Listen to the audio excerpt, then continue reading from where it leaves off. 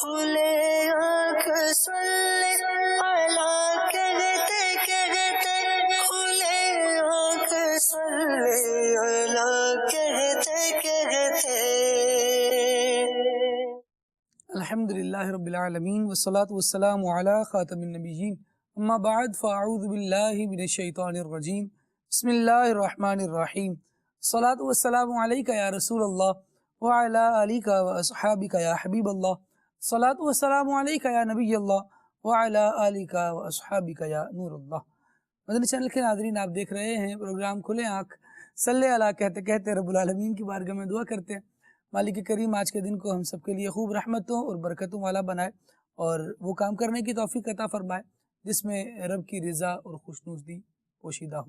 حضور جان عالم صلی اللہ تعالیٰ علیہ وآلہ وسلم پر درود و سلام پڑھنے کی بے شمار برکتیں ہیں۔ آقا دو عالم صلی اللہ تعالیٰ علیہ وآلہ وسلم پر درود پڑھنا اس کے فضائل میں سے ایک فضیلت عرض کرتا ہوں کہ بعض روایتوں میں ہے، ساقِ عرش پر لکھا ہوا ہے کہ جو میرا مشتاق ہو میں اس پر رحم کرتا ہوں، اور جو مجھ سے سوال کرے میں اسے دیتا ہوں، اور جو میرے حبیب صلی اللہ تعالیٰ علیہ وآلہ وسلم پر درود پاک پڑھ کر میرا قرب چاہے میں اس کے گناہ بخش دیتا ہوں، خواہ وہ سمندروں کے جھاگ کے برابر ہوں۔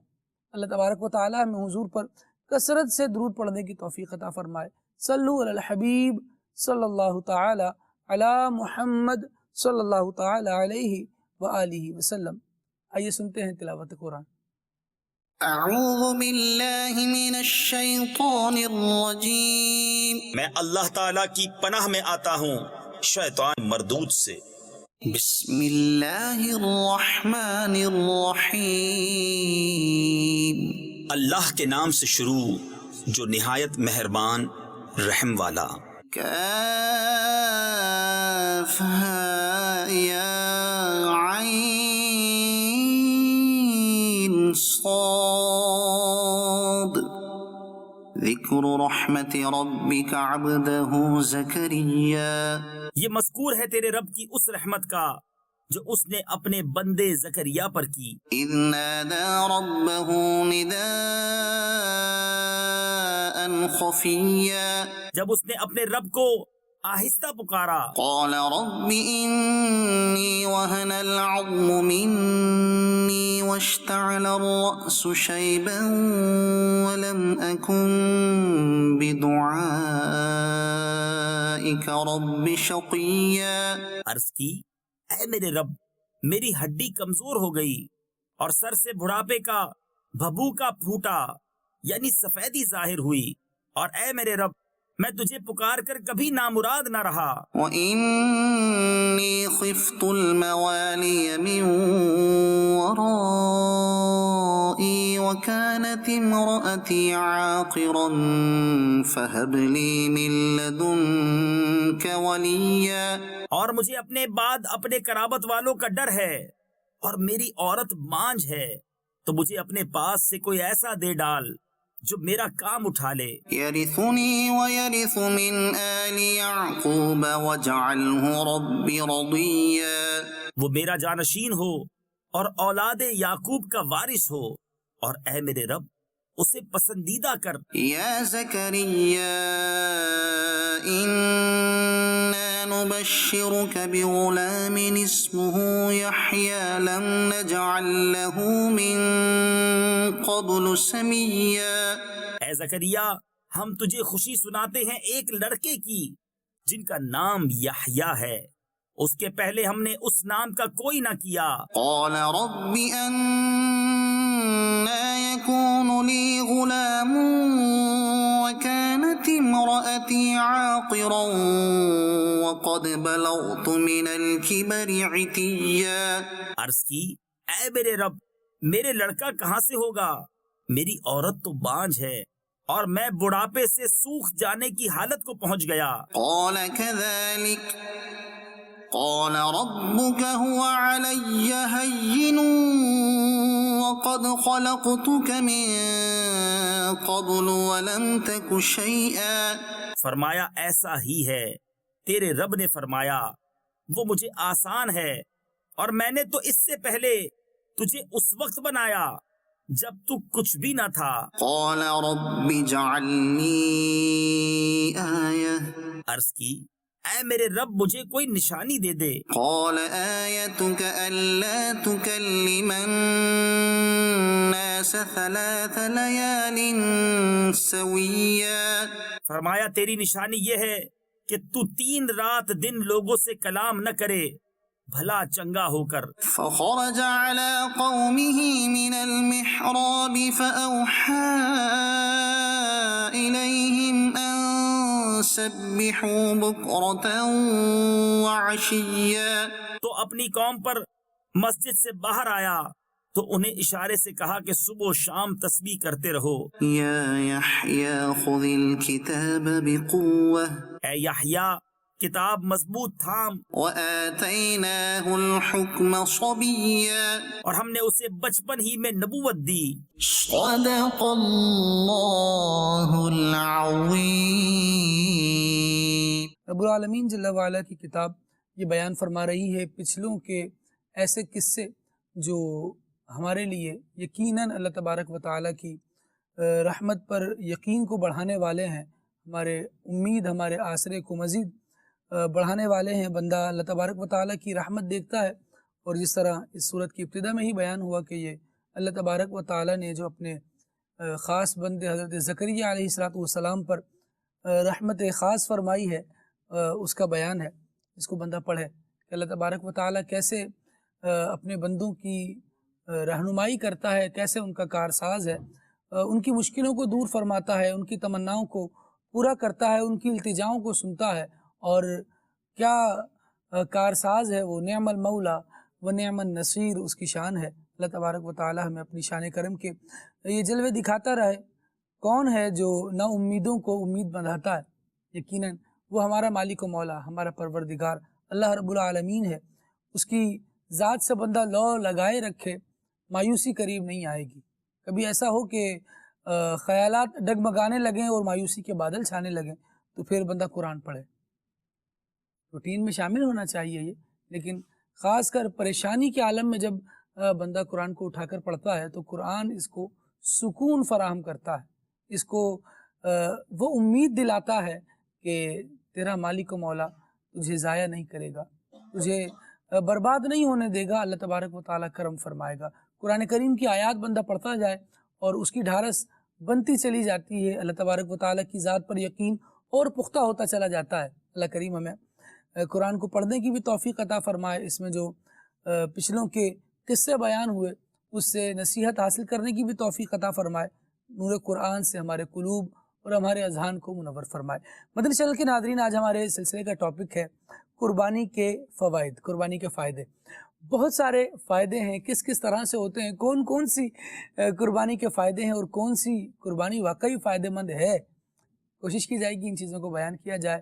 خاص کر عید قرباں کا مبارک موسم چل رہا ہے، ایام حج بھی قریب سے قریب آتے چلے جا رہے ہیں۔ ویسے تو یہ جو عشرہ ہے ذو الحجہ کا پہلا، تو بہت ذوق بہت شوق کے ساتھ حج کا تذکرہ اس میں ہوتا ہے، لیکن ساتھ ساتھ جو ایک اور عبادت اللہ تبارک و تعالیٰ کی طرف سے مسلمانوں پر لازم کی گئی وہ قربانی ہے۔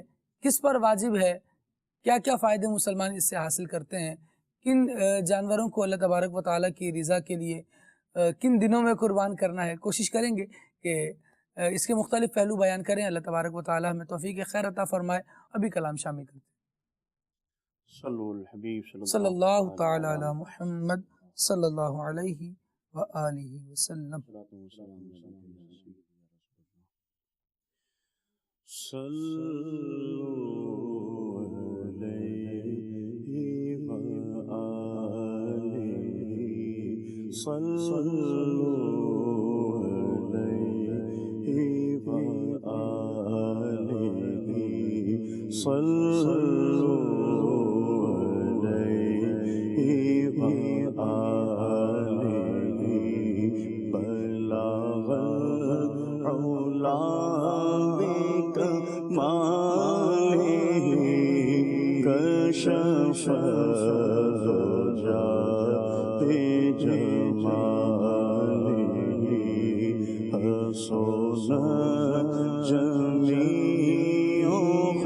صالح صلوا علیہ وآلہ صلوا علیہ وآلہ جسے جسے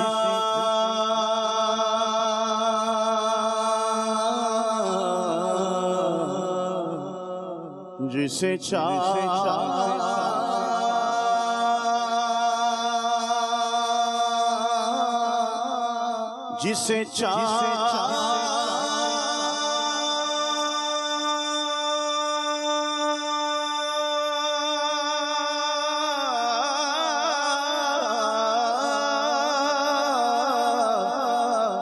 جسے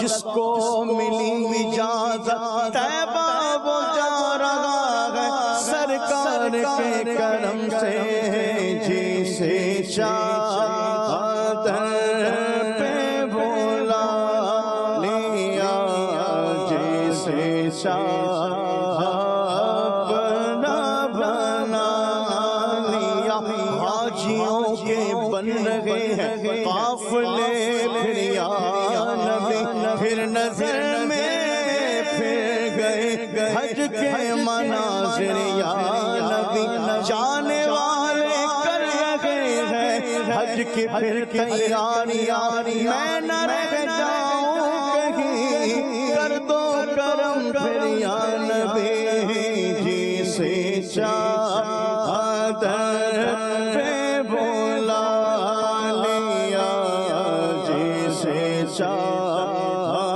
اپنا بنا لیا کہا کا منصب کہا کی دولت قسم خدا کی یہ ہے حقیقت جنہیں بلایا ہے مصطفیٰ نے وہی مدینے کو جا رہے ہیں جسے چادر پہ بولا لیا جسے چادر پہ بولا لیا جسے اپنا بنا لیا جسے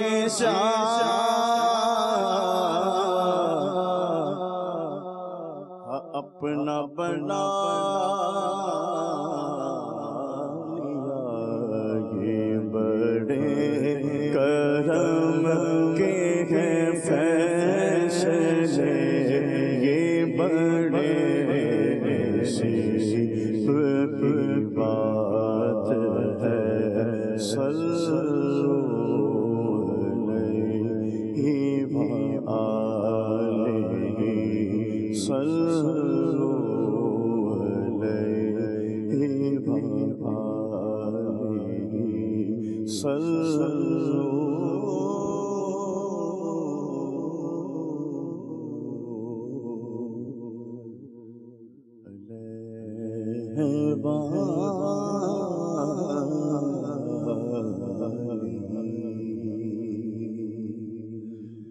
یا رسول اللہ یا حبیب اللہ یا رسول اللہ یا حبیب اللہ بولو یا رسول اللہ یا حبیب اللہ یا رسول اللہ یا حبیب اللہ بولو یا رسول اللہ کرم یا رسول اللہ یا حبیب اللہ یا حبیب اللہ چمک تجھ سے پاتے ہیں سب پانے والے چمک تجھ سے پاتے ہیں سب پانے والے میرا دل بھی چمکانے چمکانے والے بولو یا رسول اللہ یا حبیب اللہ یا رسول اللہ یا حبیب میرے آقا یا رسول اللہ یا حبیب اللہ یا رسول اللہ یا حبیب برستا نہیں دیکھ کر ابر عالم برستا نہیں دیکھ کر ابر رحمت پر بھی پریشانے والے بردوں پر بھی پریشانے والے میرا دل بھی چمکانے والے یا رسول اللہ یا حبیب اللہ یا رسول اللہ یا حبیب میرے مولا یا رسول اللہ یا حبیب اللہ یا رسول اللہ یا حبیب مدینے کے خیخ خدا تجھ کو رکھ مدینے کے دیتے خدا تجھ کو رکھ مدینے کے فتے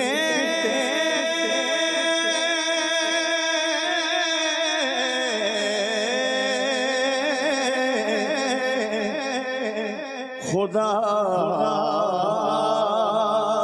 تجھ کو رکھے وہ مدینہ جو کونین کا تاج ہے جس کا دیدار عاشقی معراج ہے زندگی میں خدا ہر مسلمان کو وہ مدینہ دکھا دے تو کیا بات ہے مدینے کے خیخ خدا تجھ کو رکھ مدینے کے خیخ خدا تجھ کو رکھ غریب و فقیروں کے ٹھہرانے والے غریب و فقیروں کے ٹھہرانے والے میرا دل بھی چمکانے والے یا رسول اللہ یا حبیب اللہ یا رسول اللہ یا حبیب میرے آقا یا رسول اللہ یا حبیب اللہ یا رسول اللہ یا حبیب تو زندہ ہے واللہ تو زندہ ہے واللہ یا رسول اللہ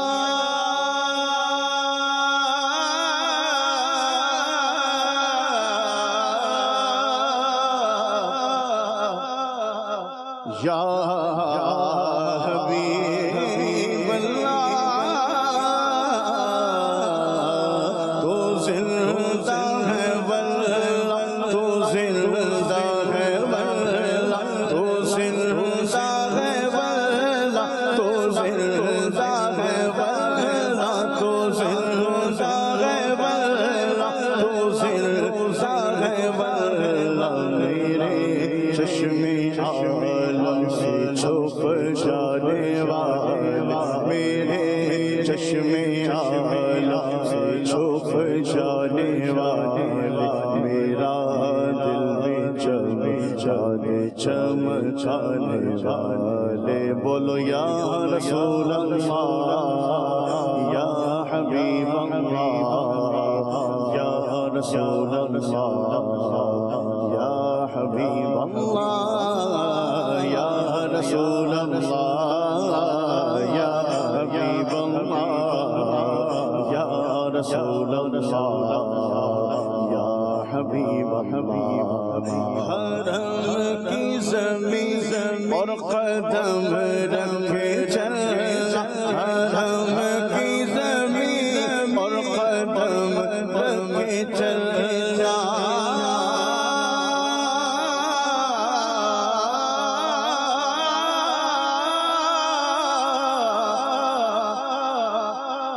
حرم کی زمین اور قدم رکھ کے چلنا حرم کی زمین اور قدم رکھ کے چلنا یہ راہ حق ہے سنبھل کے چلنا یہاں ہے منزل قدم قدم پر پہنچنا در پہ تو کہنا سلام لیجئے غلام آیا سلام شوق کہنا حاجیوں میرا بھی رو رو کر تمہیں آئے نظر جب روزہ انور مدینے میں حرم کی زمین اور قدم رکھ کے چلنا حرم کی زمین اور قدم رکھ کے چلنا ارے سر کا موقع ہے او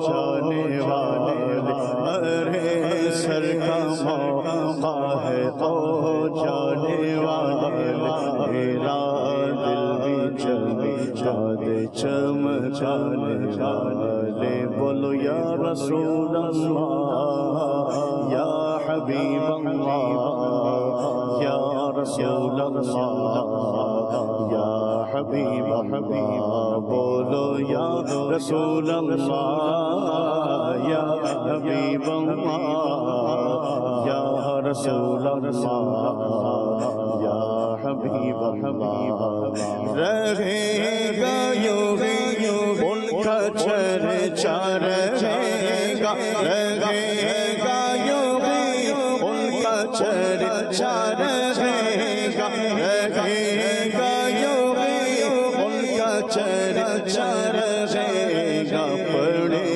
خاک ہو جائے جل جانے والے پڑے خاک ہو جائے جل جانے والے میرا دل بھی چمچانے والے یا رسول اللہ یا حبیب اللہ یا رسول اللہ یا حبیب سیدی یا رسول اللہ یا حبیب اللہ یا رسول اللہ یا حبیب میرے آقا یا رسول اللہ یا حبیب اللہ یا رسول اللہ یا حبیب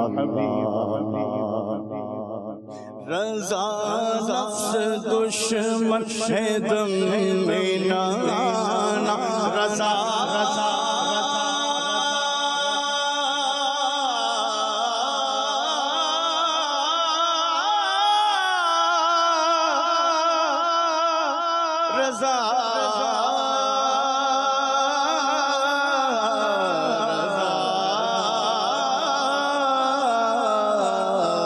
رضا نفس دشمن ہے دم میں نہ آنا رضا نفس دشمن ہے دم میں نہ آنا رضا نفس دشمن ہے دم میں نہ آنا تم نے دیکھے ہیں چندرانے والے کہا تم نے دیکھے ہیں چندرانے والے میرا دل بھی چمچانے والے بولو یا رسول اللہ یا حبیب اللہ یا رسول اللہ یا حبیب سیدی یا رسول اللہ یا حبیب اللہ یا رسول اللہ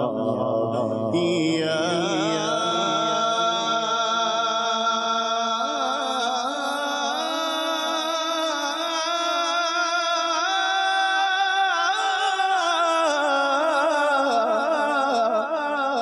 صلی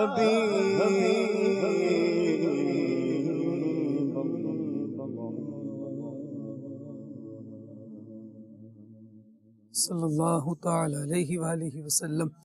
ماشاءاللہ، کلام اعلیٰ حضرت سے ہم اپنے قلوب کو روشن کر رہے تھے۔ قلب زندہ رہیں تو یاد خدا و مصطفیٰ میں مزہ بھی آتا ہے اور یہ روحانیت بھی بڑھتی چلی جاتی ہے۔ اللہ کریم عطا فرمائے۔ مدنی چینل کے ناظرین، آج ہمارا ٹاپک ہے قربانی کے فوائد۔ سب سے پہلے ہم گفتگو کرتے ہیں کہ اللہ تبارک و تعالیٰ نے جو قربانی اس امت پر لازم فرمائی ہے، اور اس امت میں لوگ ایام نہر میں قربانی کر رہے ہوتے ہیں، یہ کیا ہے، کیوں ضروری ہے، پیچھے کیا فلسفہ ہے اس کے، کب سے قربانی ہوتی آ رہی ہے۔ فراز بھائی سے میں چاہوں گا گفتگو کا آغاز کیا جائے، اور رب العالمین کا فرمان ہے وَلِكُلِّ أُمَّةٍ جَعَلْنَا مَنْسَكًا، ہر امت کے لیے اللہ تبارک و تعالیٰ نے قربانی رکھی۔ تو پچھلی امتوں میں جو قربانی ہوتی رہی اور اس امت میں جو قربانی اللہ تبارک و تعالیٰ نے لازم کی ہے، پچھلا کیا فلسفہ تھا، پہلے قربانی کیسے ہوتی تھی، اب کیا طریقہ کار ہے، کچھ ارشاد فرمائیں۔ بسم اللہ الرحمن الرحیم۔ الحمدللہ ہم مسلمان ہیں، اور مسلمان جو لفظ ہے وہ نکلا اسلام سے ہے، سبحان اللہ۔ اور اسلام کا معنی ہی قربانی ہوتا ہے، یعنی سر اپنا خم کر دینا۔ اور وہ سر خم کب کرے گا؟ جب اپنی نفسانی خواہشات کو مارے گا، اس کو قربان کرے گا، اپنی چاہ کو قربان کرے گا، اور اس چیز پر اپنا سر جھکا دے گا کہ جو میرے رب کا فرمان ہے مجھے اس پر عمل کرنا ہے۔ یہی اصل قربانی ہے، یعنی بندہ اگر اپنے نفس کو قربان کر دے، یہ سب سے بڑی قربانی ہے۔ اسی لیے فرمایا کہ بعض اشعار اس طرح کے ہیں کہ بڑے سے بڑے جانور کو مار دیا تو کیا مارا اگر آپ نے نفس امارہ کو نہ مارا۔ تو اصل یہی ہے کہ جو رب کا فرمان ہے اس پہ اپنی ہر چیز کو قربان کر دینا۔ اور یہ جو قربانی کا فلسفہ ہے، چاہے وہ مال کی قربانی ہو، جان کی قربانی ہو، وقت کی قربانی ہو، یہ ہمیشہ سے چلتی چلی آ رہی ہے۔ اور یہ قربانی ہی کی برکت ہے کہ آج اسلام ہم تک پہنچا اور ہم امن و امان کے ساتھ رہتے ہیں اور اسلام کی جو احکامات ہیں اس پر عمل کرتے ہیں۔ بلکہ اگر آپ اسلامی جو مہینے ہیں اس پر اگر غور کریں تو سال کی ابتدا بھی قربانی سے اور سال کی انتہا بھی قربانی سے ہے۔ تو یہ جو قربانی کا فلسفہ ہے یہ دیگر انبیاء کرام کی امتوں میں بھی رہا۔ آدم علیہ السلام کے بیٹوں کے بارے میں مشہور واقعہ قرآن میں بھی موجود ہے کہ جب فیصلہ کروانا تھا تو ان کے لیے یہی ایک کرائیٹیریا رکھا گیا کہ قربانی دینی ہے، جس کی قربانی قبول ہو جائے گی وہ مقبول بارگاہ قرار پائے گا۔ اس طرح نوح علیہ السلام کے دور میں پھر یہ سلسلہ آگے چلتا رہا، اور ابراہیم علیہ السلام کے دور میں بھی قربانی کا سلسلہ رہا۔ اور یہ جو اس امت میں قربانی سنت مبارکہ ہے، واجب ہے، یہ ابراہیم علیہ السلام کی یاد بھی ہے۔ اللہ تبارک و تعالیٰ نے اپنے محبوب بندوں کی یاد کو رہتی دنیا تک باقی رکھا ہے۔ کئی ایسے افعال ہیں کہ جو انبیاء کرام علیہم السلام سے صادر ہوئے یا ان کی ازواج سے صادر ہوئے، جیسے صحیح کا معاملہ ہے، دوڑنا ہے۔ تو ایسے اللہ والوں کی جو نیک افعال ہیں، جو ان کے معاملات ہیں، اللہ پاک نے ان کو آگے لوگوں تک برقرار رکھا تاکہ وہ اس پر عمل کرتے رہیں۔ تو اس امت پر جو قربانی واجب قرار دی گئی وہ ابراہیم علیہ السلام کی یاد بھی ہے، اور پھر نبی پاک علیہ السلام نے اپنی اس امت کے لیے جاری بھی فرمائی کہ صاحب استطاعت جو اس کی شرائط ہیں اس کے ساتھ اس امت کے لوگوں پر واجب بھی قرار دی گئی۔ تو جو اصل واقعہ قرآن میں بھی موجود ہے ابراہیم علیہ السلام کا، اسماعیل علیہ السلام کا، کہ اللہ تبارک و تعالیٰ نے ویسے ابراہیم علیہ السلام کے بارے میں اگر دیکھیں تو اللہ پاک نے ابراہیم علیہ السلام کو اپنا خلیل بنایا، گہرا دوست بنایا۔ وَاتَّخَذَ اللَّهُ إِبْرَاهِيمَ خَلِيلًا۔ اس آیت کی تفسیر میں علماء نے یہ لکھا ہے کہ ابراہیم علیہ السلام اللہ کے وہ نبی ہیں کہ ان سے مال کی قربانی بھی لی گئی، جان کی قربانی بھی لی گئی، اور اولاد کی قربانی بھی لی گئی۔ اور عام طور پر بندے کی جو محبوب ترین چیزیں ہوتی ہیں وہ یہ تین ہی ہوتی ہیں، یا تو اس کو اپنے مال سے محبت ہوتی ہے، یا جان سے، یا اپنی جو ہے وہ اولاد سے محبت ہوتی ہے۔ ابراہیم علیہ السلام کو جب اللہ پاک نے اپنا خلیل بنایا تو فرشتوں نے کہا کہ یہ تو اپنے بیٹے سے محبت کرتے ہیں، ان کے پاس تو مال بھی بہت زیادہ ہے، تو یہ کیسے خلیل بن گئے؟ یہ ایک حکمت پوچھنا تھی، اور اللہ تبارک و تعالیٰ نے پھر اس کا اظہار بھی فرمایا۔ پھر مفسرین نے اس میں سارے قربانی کے واقعات کو ذکر کیا کہ کس طرح اللہ تبارک و تعالیٰ نے اپنے خلیل کو امتحان میں مبتلا کیا، کس طرح ان کی قربانی جو ہے وہ ان سے مانگی گئی، اور پھر کس طرح یہ امتحان میں کامیاب بھی ہوئے، کیونکہ اللہ نے خلیل بنایا تھا تو ظاہر ہے کہ اللہ جس کو چن لیتا ہے وہ اس مقام کے بالکل کامل درجے پر پہنچا ہوا ہوتا ہے، تبھی اللہ پاک نے اس کو چنا ہے۔ تو ابراہیم علیہ السلام کی مال کی قربانی، اس میں بھی آپ کامیاب ہوئے، موقع ملا تو وہ واقعہ بھی عرض کروں گا مال کی قربانی کا۔ لیکن جو نارملی ہم جس قربانی کا تذکرہ کرتے ہیں ان دنوں کے اندر، وہ جو جانور قربان کیا جاتا ہے، اس کا فلسفہ یہ ہے کہ اللہ تبارک و تعالیٰ نے ابراہیم علیہ السلام کے خواب میں یہ بذریعہ وحی، کیونکہ انبیاء کرام کے جو خواب ہوتے ہیں وہی ہوتے ہیں، تو اسماعیل علیہ السلام کی قربانی مانگی، یعنی خواب میں یہ بیان کیا گیا کہ اپنے بیٹے کو ذبح کرو. ایک دن خواب دیکھا، دوسرے دن خواب دیکھا، آپ تردد میں رہے. تیسرے دن جو ہے وہ آپ کو ایک کامل یقین ہو گیا کہ واقعی قربانی مانگی جا رہی ہے. اور پھر ابراہیم علیہ السلام نے، چونکہ اللہ کا حکم تھا، اور پھر جب اللہ کا حکم آ جاتا ہے تو اللہ والے یہ نہیں دیکھتے کہ یہ کتنا محبوب ترین میرے نزدیک ہے، وہ یہ دیکھتے ہیں کہ رب کا حکم آ گیا تو اس رب کا حکم سب سے زیادہ محبوب ترین ہے. ان کی پریورٹی رب کا حکم ہوتا ہے، نہ کہ دنیاوی ساز و سامان. تو جب اللہ کا حکم آ گیا تو اپنے بیٹے کو قربان کرنے سے بھی تعامل نہ فرمایا. اور پھر وہ سارا واقعہ قرآن میں موجود ہے کہ آپ اسماعیل علیہ السلام کو لے گئے، اور پھر بیٹے بھی کیسے شاندار اور صادق الوعد تھے اور کیسے صبر کرنے والے تھے کہ انہوں نے فرمایا کہ میرے بابا جان جو آپ کو حکم ہوتا ہے وہ آپ کیجئے. اور پھر ابراہیم علیہ السلام نے اپنے بیٹے کی قربانی پیش کرنا چاہیے، اور پھر اللہ پاک کا کرم ہوا کہ جنت سے جو ہے وہ مینڈا آیا اور پھر اس کو قربان کیا گیا. اور اس سنت کو رہتی دنیا تک مسلمانوں کے لیے قائم اور دائم اور باقی رکھا گیا. تو یہ قربانی کے پیچھے ایک فلسفہ ہے اور یہ تاریخ ہے گویا قربانی کی کہ ابراہیم علیہ السلام نے کس طرح سے قربانی کی. صرف یہی نہیں، اس سے پہلے بھی امتوں میں ماشاء اللہ قربانی ہوتی آ رہی ہے. اور جو مین ایک مقصد نظر آتا ہے قربانی کے پیچھے، وہ اللہ تبارک و تعالیٰ کے حکم پر اپنی مرضی ختم کر دینے کا. میری کوئی مرضی نہیں مولا، جب تیرا حکم آ گیا کچھ قربان کرنا ہے تو میں قربان کر دوں گا. نماز کے لیے کھڑا ہو جانا ہے، یہ حکم ہے، تو اب میں اپنی مصروفیات کو قربان کر کے پھر نمازوں کے لیے آ رہا ہوں. اور یوں بہت ساری چیزوں میں آپ عبادات میں دیکھتے چلے جائیں کہ آپ نے کہیں اپنا آرام چھوڑنا ہے، کہیں آپ نے اپنے مال میں سے ہی جو اللہ نے عطا فرمایا ہے اسی میں سے کچھ دینا ہے. کبھی قربانی یوں پیش کرنی ہے کہ اپنے پیسوں سے جانور خریدنا ہے، اس کا ان دی اینڈ کرنا کیا ہے؟ اگر وہ ختم ہو جائے، فنا ہو جائے، ضائع کر دیا جائے، کچرے کے ڈھیر میں اس کو پھینک دیا جائے، ایسا نہیں ہے. بالآخر تو ہر جانور نے مرنا ہی ہے. لیکن یہاں پر اللہ تبارک و تعالیٰ کا حکم یہ ہے کہ ایام نہر میں اس جانور کی قربانی پیش کر دی جائے. اس کے بعد اس کے گوشت کو آپ نے استعمال کرنا ہے، اس کی کھال یہ بھی انسانوں کے ہی استعمال میں آئے گی، اور باقی جو چیزیں ہیں اس سے فائدہ آپ نے ہی اٹھانا ہے.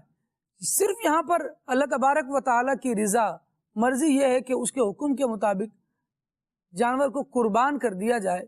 لن ینال اللہ لحومها ولا دماؤها ولکن ینالہ التقوی منکم.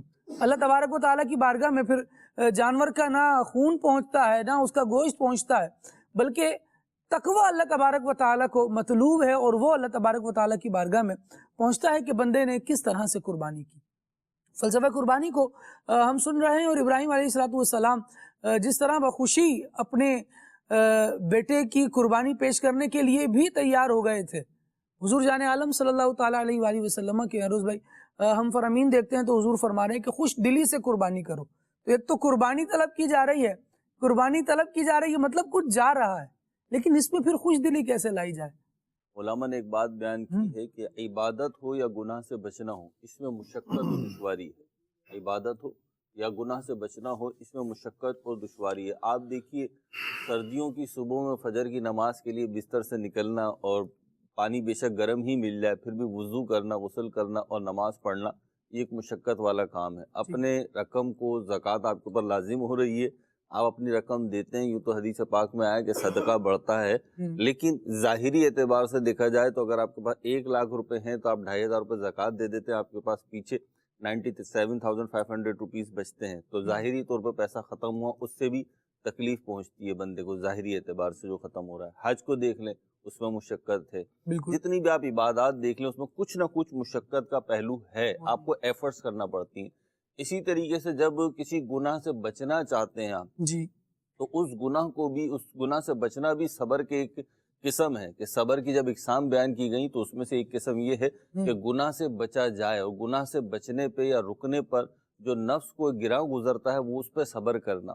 اب یہ دونوں چیزیں، چاہے نیکی کرنا ہو چاہے گناہ سے بچنا ہو، اس میں تکلیف تو ہے، لیکن علماء نے اس پہلو کو بیان فرمایا کہ یہ تکلیف اس وقت ختم ہو جاتی ہے جب بندے کی نظر اپنے محبوب کی رضا خوشنودی پہ ہو. اور اس کی مثال یہ دی کہ آپ دیکھیے جب حضرت زلیخا رضی اللہ تعالی عنہا نے اپنی سہیلیوں کو بتایا حضرت یوسف علیہ السلام کے حسن کے بارے میں، قرآن میں پوری تفصیل کے ساتھ اس کو بیان کیا گیا، پھر مفسرین نے اس پر مزید کلام فرمایا. تو ان کو ایک سبزی لے کے نیبو کا تذکرہ کیا مفسرین نے. کہ نیبو لے کے کھڑا کر دیا، نیبو دے دیا اور چھری دے دی. اب وہ حضرت یوسف علیہ السلام کے حسن میں ایسا محب ہوئی کہ ان کی انگلیاں کٹ گئیں اور ان کو تکلیف بھی نہیں ہوئی، انہیں محسوس بھی نہیں ہوا. تو تکلیف یا آزمائش جو آپ نے فرمایا کہ قربانی خوش دلی کے ساتھ کیسے کریں گے جناب، اپنا مال جا رہا ہے، اگر جانور پال کے قربانی کر رہے ہیں تو پھر تو بڑی تکلیف ہوتی ہے کہ اپنا پالا ہوا جانور ہے، اس سے ایک انسیت ہو جاتی ہے. تو جب مقصود رب کی رضا ہوتی ہے تو پھر کیا ہوتا ہے، آپ کا قربانی دینا آسان ہو جاتا ہے اور اس میں دل کی ہم آہنگی شامل ہو جاتی ہے. اور علماء نے بیان فرمایا کہ ان تکالیف سے بندہ جب بچتا ہے نا تو یہ جو محبت الہی ہوتی ہے یہ آڑ بن جاتی ہے. یہ ایسے آڑ بن جاتی ہے جیسے آپ کے جناب آپریشن ہوتا ہے، آپریشن سے پہلے آپ کو بے ہوش کر دیا جاتا ہے تو چیرا پھاڑی جو بھی ہوتی ہے، جو بھی سیا جاتا ہے، جو بھی آپریشن کیا جاتا ہے، تو ایسا نہیں ہے کہ اس میں تکلیف نہیں ہوئی یا تکلیف ہونی نہیں تھی، بلکہ وہ جو محسوسات تھے وہ بے ہوشی نے ختم کر دیے. تو ایسے ہی جب بندہ اللہ رب العزت کی معرفت اور اس کی محبت میں اس کے احکام پر عمل کرتا ہے تو پھر وہ دوسروں کو مشکل نظر آنے والے، دوسروں کو دشوار نظر آنے والے کام جو ہوتے ہیں اس بندہ مومن کے حق میں آسان ہو جاتے ہیں. دیکھیے صحابہ کرام علیہم رضوان کو دیکھیں، آپ نے قربانی کی بات کی، قربانی سیکریفائس، قربانی تو بس قربانی ہی ہے اور یہ تو جانوروں کی قربانی ہے نا.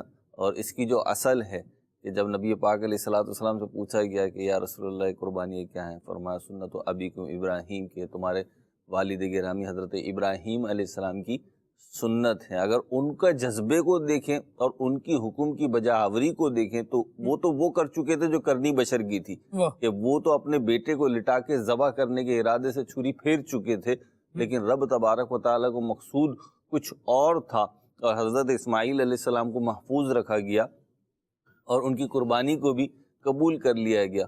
تو آج جو ہم قربانیاں دیتے ہیں اس میں خوش دلی ایسے ہی لائے جائے، خوش دلی بھی لائے جائے خالد بھائی، اور خوش دلی کے ساتھ اخلاص بھی پیدا کرنے کی کوشش کی جائے. یہ میں ایک اجتماعی طور پہ بات کر رہا ہوں، کسی انڈیویجول پرسن کی بات نہیں کر رہا. خوش دلی بھی ہو اور اخلاص بھی ہو، رب کی رضا کے لیے کی جائے گی تو یہ دونوں چیزیں انشاءاللہ شامل حال ہو جائیں گی. اور دیکھا جاتا ہے مہروز بھائی کہ خوش دلی کہیں نہ کہیں شامل ہوتی ہے، ورنہ یہ ہوتا اگر بندہ مجبوراً کر رہا ہے نا کوئی کام تو کوئی تھوڑا سا حصہ ملا کے نا وہ جان چھڑانے والی کرتا. لیکن الحمدللہ ہم دیکھتے ہیں کہ جسے اللہ تبارک و تعالیٰ نے وسعت دی ہے تو وہ اپنی طرف سے بھی قربانی کر رہا ہے، اپنے بچوں کی طرف سے بھی کر رہا ہے، ایون کہ وہ لوگ جو دنیا سے چلے گئے ان کی طرف سے بھی، والدین کی طرف سے قربانی کر رہا ہے، اس کی طرف سے، اس کی طرف سے. کیوں کر رہا ہے یہ قربانی؟ تھوڑی پیش کر دے. الوہ اسلام بڑا خوبصورت ہے اور اسلام بڑا لاجیکل ہے، فطرت کے عین مطابق ہے. تو اس سے فطری طور پہ لوگ محبت کرتے ہیں. جو بھی پیدا ہونے والا انسان ہے وہ فطری طور پہ اسلام ہی کو پسند کرے گا، اس کی تعلیمات ہی کو پسند کرے گا. آپ نے جو بات ارشاد فرمائی کہ لوگ خوش ہوتے ہیں، لوگ واقعی میں خوش ہوتے ہیں. اور دیکھیے قربانی اپنی حکم کے اعتبار سے دیکھا جائے تو جو صاحب حیثیت ہے اسی پر لازم ہے. لیکن ہم اپنے محلے میں، اپنے شہروں میں دیکھتے ہیں کہ بعض وہ افراد ہیں کہ شرعاً ان کے اوپر قربانی واجب نہیں ہے، یعنی اگر وہ قربانی نہ کریں تو کسی قسم کا کوئی گناہ نہیں ہے، لیکن پھر بھی وہ قربانی کرتے ہیں، جذبہ رکھتے ہیں. ایسے دسیوں سینکڑوں افراد کو ہم جانتے ہیں کہ جن کی مالی حیثیت وہ وجوب والی نہیں ہے کہ ان کے اوپر قربانی واجب ہو جائے، لیکن اللہ پاک نے انہیں کچھ کشادگی عطا فرمائی ہے تو وہ اس کچھ کشادگی میں سے بھی اللہ کی راہ میں خرچ کرتے ہیں. اور جیسے کہ آپ نے فرمایا نا کہ قربانی پرانی سنت ہے، صحابہ کرام کو دیکھیں آپ اور اس کے بعد امت کو دیکھیں تو تواتر سے قربانی چلی آ رہی ہے، مسلسل چلی آ رہی ہے. نبی کریم علیہ الصلوۃ والسلام کی بعثت کے بعد کوئی ایک سال بھی ایسا نہیں گزرا کہ امت نے قربانی کی ہی نہ ہو.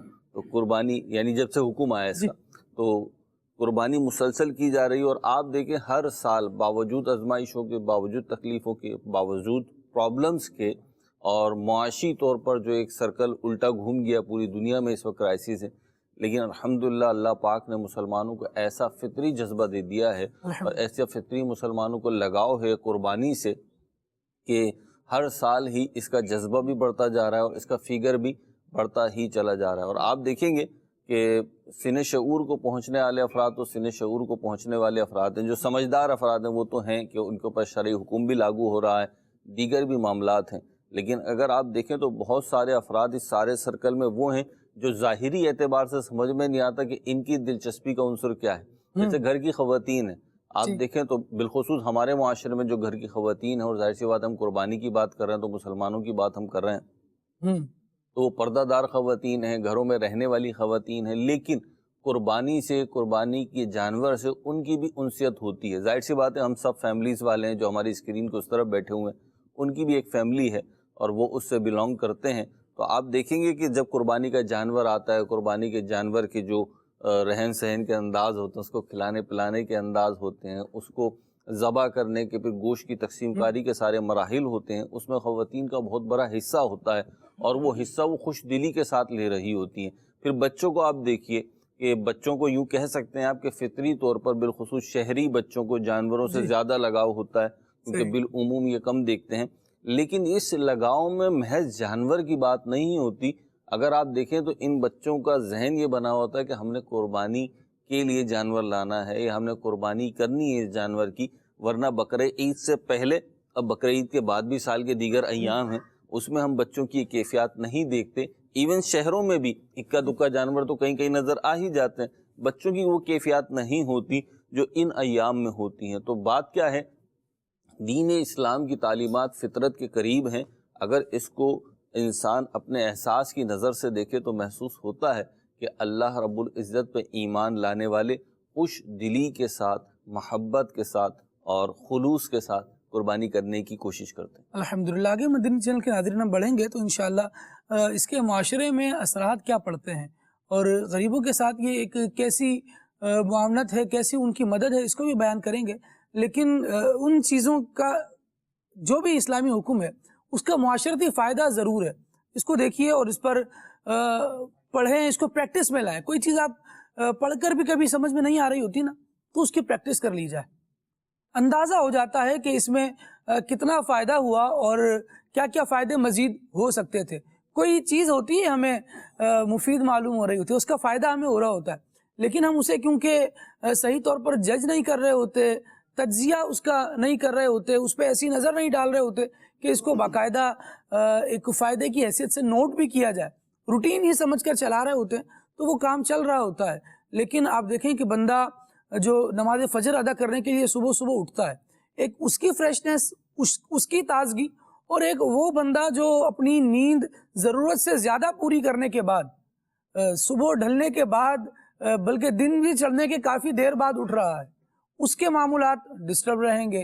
اور جو صبح سے اٹھ رہا ہے، صبح کے وقت میں برکتیں، یوں بہت ساری چیزیں دیکھنے میں آتی رہیں گی.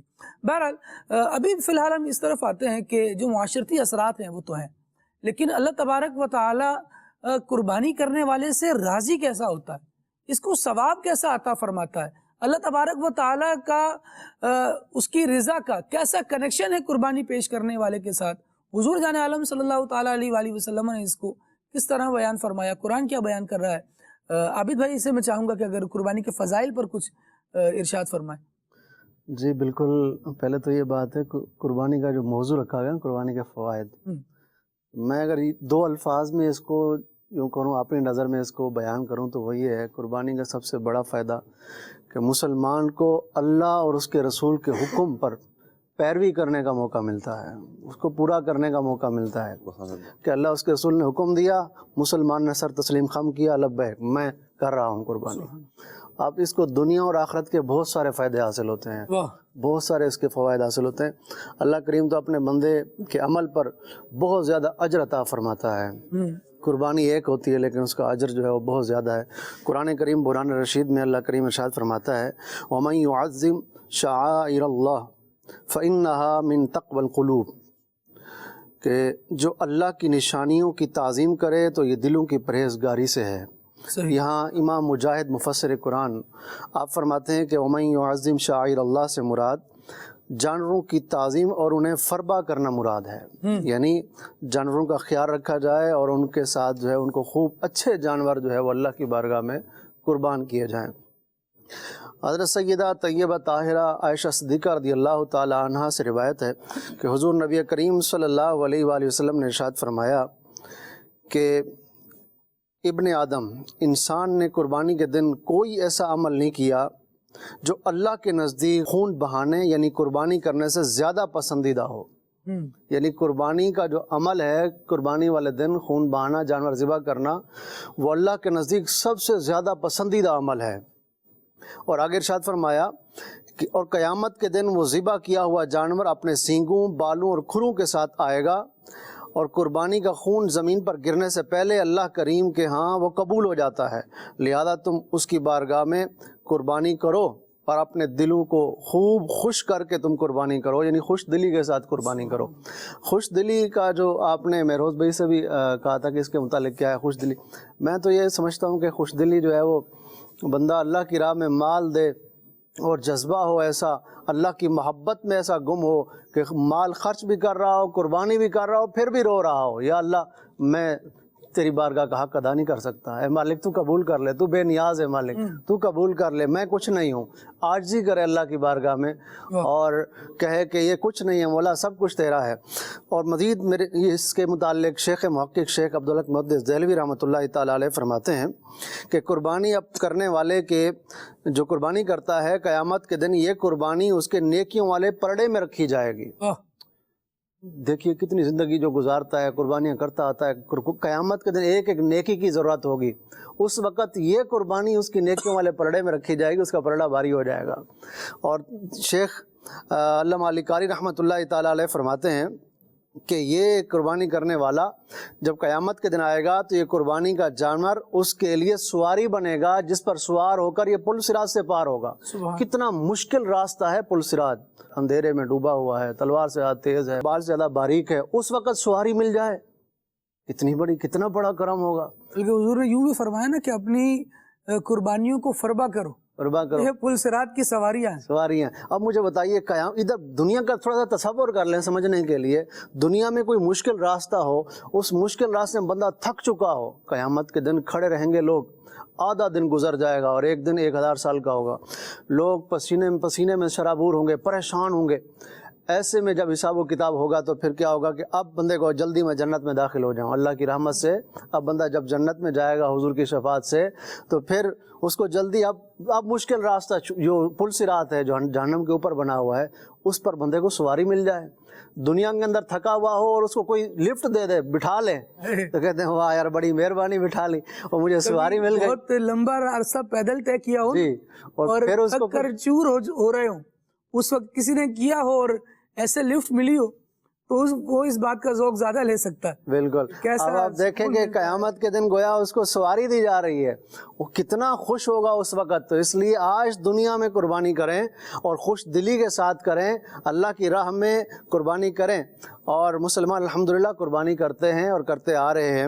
اور الحمدللہ اہل سنت کا تو یہ طریقہ ہے کہ جیسے سیدنا مولا علی رضی اللہ تعالیٰ عنہ حضور صلی اللہ علیہ وسلم کی طرف سے قربانی کیا کرتے تھے اور ہر سال کیا کرتے تھے. سیدی مرشدی اعلیٰ حضرت رحمۃ اللہ تعالیٰ علیہ، آپ نبی کریم صلی اللہ علیہ وسلم کی طرف سے حضور کی بارگاہ میں نظر کرتے، قیمتی ترین مارکیٹ کا جو دمبا ہوتا تھا وہ حضور کی بارگاہ میں پیش کیا کرتے اور اپنے والد گرامی کی طرف سے بھی پیش کیا کرتے. اور تمام اہل سنت جو دنیا سے فوت ہوئے ہوں گے ان سب کی طرف سے بھی قربانی کیا کرتے. یہ سیدی اعلیٰ رحمۃ اللہ تعالیٰ علیہ کا عمل تھا. الحمدللہ شیخ طریقت امیر یہ قربانی کی جا رہی ہے، ایصال ثواب حضور کی امت کو کیا جائے. فائدہ یہ ثواب بڑھانے کے نسخوں میں سے گویا کہ بالکل ایک نسخہ ہے. یہ دیکھیں نا، جو ایک نیکی کرے، حدیث پاک میں ہے میرے آقا صلی اللہ علیہ وسلم نے ارشاد فرمایا جو میری امت کے لیے دعا کرے گا ان کو جو ہے وہ ان کی نیکی ثواب بھیجے گا تو اس کے ہمیں عمل میں ڈبل ہو کے اس کو ملتی ہے. کہ جس کے لیے دعائیں مغفرت بھی کرے گا، جتنوں کو ایصال ثواب کرے گا اتنا ثواب ملے. اب ایک قربانی کی اس نے اور ساری امت کو اس کا ثواب پہنچایا، مجھے بتائیے اس کے ثواب میں کتنا اضافہ ہوا. تو اس لیے ہمیں چاہیے کہ جس کے پاس وسعت ہو وہ قربانی کرے اور ساری امت کی طرف سے کرے. اور نبی کریم اعلیٰ حضرت رحمۃ اللہ تعالیٰ علیہ کے حوالے سے ہم یہ دیکھتے ہیں، ایک تو جس طرح آپ قربانی کے معمول بیان فرما رہے ہیں، اس کے علاوہ بعض دعاؤں میں بھی اس طرح کے الفاظ اعلیٰ حضرت رحمۃ اللہ تعالیٰ نے شامل کیے کہ اللہم اخرج عن الہم والحزن وعن اہل السنہ. حضور جان عالم صلی اللہ تعالیٰ علیہ وآلہ وسلم کی اس امت سے، اہل سنت سے بھی غم کو، دکھ کو اللہ تبارک و تعالیٰ، حزن و ملال کو دور فرمائے.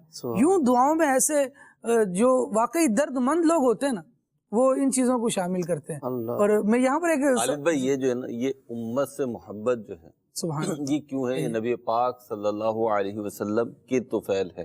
آپ اولیاء اکرام میں، علماء میں، ائمہ میں اس بات کو محسوس کریں گے، ان کے مختلف واقعات اور ان کا جو طرز زندگی ہے وہاں آپ دیکھیں گے کہ یہ نبی پاک علیہ الصلوۃ والسلام ایک اصول بیان کیا جاتا ہے نا کہ آپ جس سے محبت رکھتے ہیں اس سے نسبت رکھنے والی ہر چیز سے بھی آپ محبت رکھتے ہیں۔ تو یہی اصول نبی پاک علیہ الصلوۃ والسلام پہ سب سے بڑھ کر لاگو ہوتا ہے کہ جب ہم آقا کریم علیہ الصلوۃ والسلام سے محبت کرتے ہیں تو آپ سے نسبت رکھنے والی ہر چیز سے ہم بھی محبت کی جانی چاہیے، ہمیں بھی کرنی چاہیے۔ تو ہم ان کو دیکھتے ہیں، اولیاء اکرام، ائمہ اور علماء راسخین جو ہے ان کے تو ایسے بھی اقوال ملتے ہیں کہ فرماتے ہیں ہم اپنی اولاد سے اس لیے محبت کرتے ہیں کہ یہ حکم الہی ہے، اللہ پاک نے ہمیں حکم دیا ہے تو ہم ان سے محبت کرتے ہیں۔ تو یہی انداز آپ کو سب کا ملے گا۔ جو آپ نے فرمایا کہ اعلیٰ حضرت کیوں، تو وہ جان عالم صلی اللہ تعالی علیہ وسلم پہ فدا ہیں، اور وہ تو ایک جان سے بھی مطمئن نہیں ہے، وہ کہتے ہیں اگر 1000 جانیں ہوں تو وہ بھی نچھاور کر دی جائیں۔ تو اسی نسبت سے وہ نبی پاک علیہ الصلوۃ والسلام کی جو امت ہے اس سے بھی محبت رکھتے۔ اور جیسے نبی کریم صلی اللہ علیہ وسلم نے کرم فرمایا نا امت کے لیے، حضور علیہ السلام نے جو مینڈا ذبح فرمایا کہ یا اللہ اس کو قبول فرما، بسم اللہ اللہ اکبر پڑھنے کے بعد فرمایا اے اللہ اس کو میری طرف سے قبول فرما اور میری امت کی طرف سے قبول فرما، وہ لوگ جو قربانی نہ کر سکے ان کی طرف سے۔ یہ حضور کا احسان تو دے، حضور کے احسان در احسان ہے، تو یہ بھی احسان فرمایا، اپنی امت کو یاد فرمایا، ان کی طرف سے بھی قربانی کر دی جو قربانی کی استطاعت نہیں رکھتے، نہ کر سکیں گے، حضور نے ان کو بھی دامن میں لے لیا اپنی رحمت کے سائے میں۔ اور یہ احسان ہے، ہم اگر ساری زندگی بھی قربانی دیتے رہیں، قربانی سے ہٹ کے بھی، قربانی کے دنوں سے ہٹ کے بھی اگر ہم جانور ساری زندگی قربان کرتے رہیں تب بھی حق ادا نہیں ہو سکتا۔ ہماری قربانی کیا ہے؟ حضور جان عالم صلی اللہ تعالیٰ علیہ وآلہ وسلم قربانی کرنے کے لیے کھڑے ہوں تو پھر منظر یہ ہوتا ہے کہ اونٹ آ کر حضور اکرم صلی اللہ علیہ وسلم کی بارگاہ میں اپنی گردنیں نیچے کر رہے ہوتے ہیں کہ یا رسول اللہ، وہ حسن رضا خان صاحب رحمۃ اللہ تعالیٰ علیہ نے فرمایا نا کہ ہر ایک کی آرزو ہے پہلے مجھ کو ذبح فرمائے، تماشا کر رہے ہیں مرنے والے عید قرباں میں۔ تو یہ ایک انداز ہوا کرتا ہے، قربانی پیش کرنا سعادت ہے، اور ان سعادت مندوں سے نسبت ہونا بھی جو ہے نا باعث فخر ہے۔ نبی کریم علیہ الصلوۃ والسلام تو یوں تو اپنے اجداد کے لیے خود آپ فخر ہیں، لیکن ایک حدیث مبارک پہ اگر غور کریں تو آقا کریم علیہ الصلوۃ والسلام نے فرمایا انا ابن الذبیحین، فرمایا کہ میں 2 ذبح شدہ افراد کا، یعنی جو ذبح کے لیے پیش کیے گئے قربانی کے لیے، ان کا بیٹا ہوں۔ ایک تو حضرت اسماعیل علیہ السلام کی طرف اس میں نسبت ہے، دوسری آپ کے والد ماجد حضرت سیدنا عبداللہ رضی اللہ تعالی عنہ جو ہیں، ان کے لیے بھی منت مانی گئی تھی، اور پھر وہ ایک طویل واقعہ ہے کہ اونٹ ان کے اوپر جو ہے نا وہ قربان کیے گئے اور ان کو روک لیا گیا۔ تو اس کو نبی پاک علیہ الصلوۃ والسلام نے مقام فخر میں بیان فرمایا ہے۔ تو اس سے پتہ چلا قربانی پیش کرنا ایک سعادت مندی کا کام ہے۔ اور خالد بھائی یہاں پہ جو فضائل بیان ہوئے، فضائل بیان ہونے کے اعتبار سے کہ نیکی کی وسعت کو یا اس کی رحمت کو اور اس پہ ملنے والے اجر و ثواب کو بیان کیا گیا، لیکن قربانی کیونکہ واجب، جس پر واجب اس پر واجب ہے شرائط کے ساتھ، تو یہ واجب ہے، اللہ تعالیٰ کی طرف سے عائد کردہ حکم ہے۔ یہ ایسا نہیں ہے کہ آپ کر لیں تو اچھا ہے اور نہ کریں تو کوئی بات نہیں، بلکہ جس کے اوپر شرائط پائی جا رہی ہیں اس کا کرنا، اس کے عین کا کرنا واجب عینی ہے۔ یہ ایسی نہیں ہے، واجب کفایہ نہیں ہے کہ کسی ایک نے کر لی، 5-10 نے کر لی تو باقی سب فارغ ہو گئے، ایسا نہیں ہے، بلکہ اللہ پاک نے اور اس کے رسول نے ہمارے اوپر جو قربانی واجب کی ہے تو وہ شرائط کے ساتھ ہے، جس میں وہ شرائط پائی جائیں گی اس کا قربانی کے ایام میں قربانی ہی کرنا مقبول ہوگا۔ قربانی سے ہٹ کر کوئی بھی نیکی کرنا چاہے گا تو وہ نیکی اپنی جگہ، لیکن وہ قربانی کا بدلہ نہیں ہو سکتی۔ یہاں تک کہ نبی کریم علیہ الصلوۃ والسلام نے فرمایا، ترمذی شریف کی حدیث ہے کہ جس کے اوپر شرائط پائے جائیں قربانی لازم ہو اور وہ قربانی نہ کرے تو وہ ہماری عیدگاہ میں نہ آئے۔ اور یہ وعید ہے، علماء نے یہاں پہ نقطہ بیان فرمایا کہ وعید جو ہوتی ہے وہ ترک واجب پر ہوتی ہے، وہ مستحب کے ترک پہ نہیں ہوتی، نفل کے ترک پہ نہیں ہوتی۔ تو یہاں پہ جو وعید فرمائی نبی کریم علیہ الصلوۃ والسلام نے، مذمت فرمائی ہے گویا کہ، تو یہ اس بات پہ دلیل ہے کہ قربانی شرائط پائی جائیں گی تو فرد پر واجب ہوگی۔ یہ سورہ کوثر کی جو آیت مبارکہ ہے بچوں کو یاد ہوتی ہے، جس میں ارشاد ہوا فَصَلِّ لِرَبِّكَ وَانْحَرْ، یہاں پر نماز اور قربانی کو رب کے لیے ہی کیا جائے، اس کو بھی بیان کیا گیا۔ ساتھ یہ بھی کہ جس طرح نماز کے حوالے سے ہوا کہ یہ نماز لازم ہے، اسی طرح قربانی کو بھی قربانی کے وجوب کو بھی اس آیت کریمہ سے بیان کیا گیا کہ اس میں قربانی کا حکم ہے۔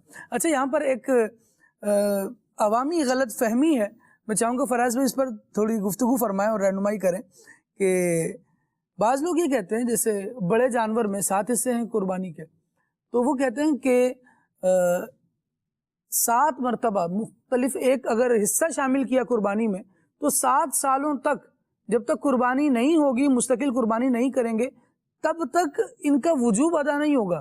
جب تک 7 سال تک مستقل ایک حصہ لیتے رہے تو 7ویں سال جا کے اب ان کی ایک قربانی ہوگی، یعنی 7 حصے پورے کریں۔ 7 حصے پورے کریں جی۔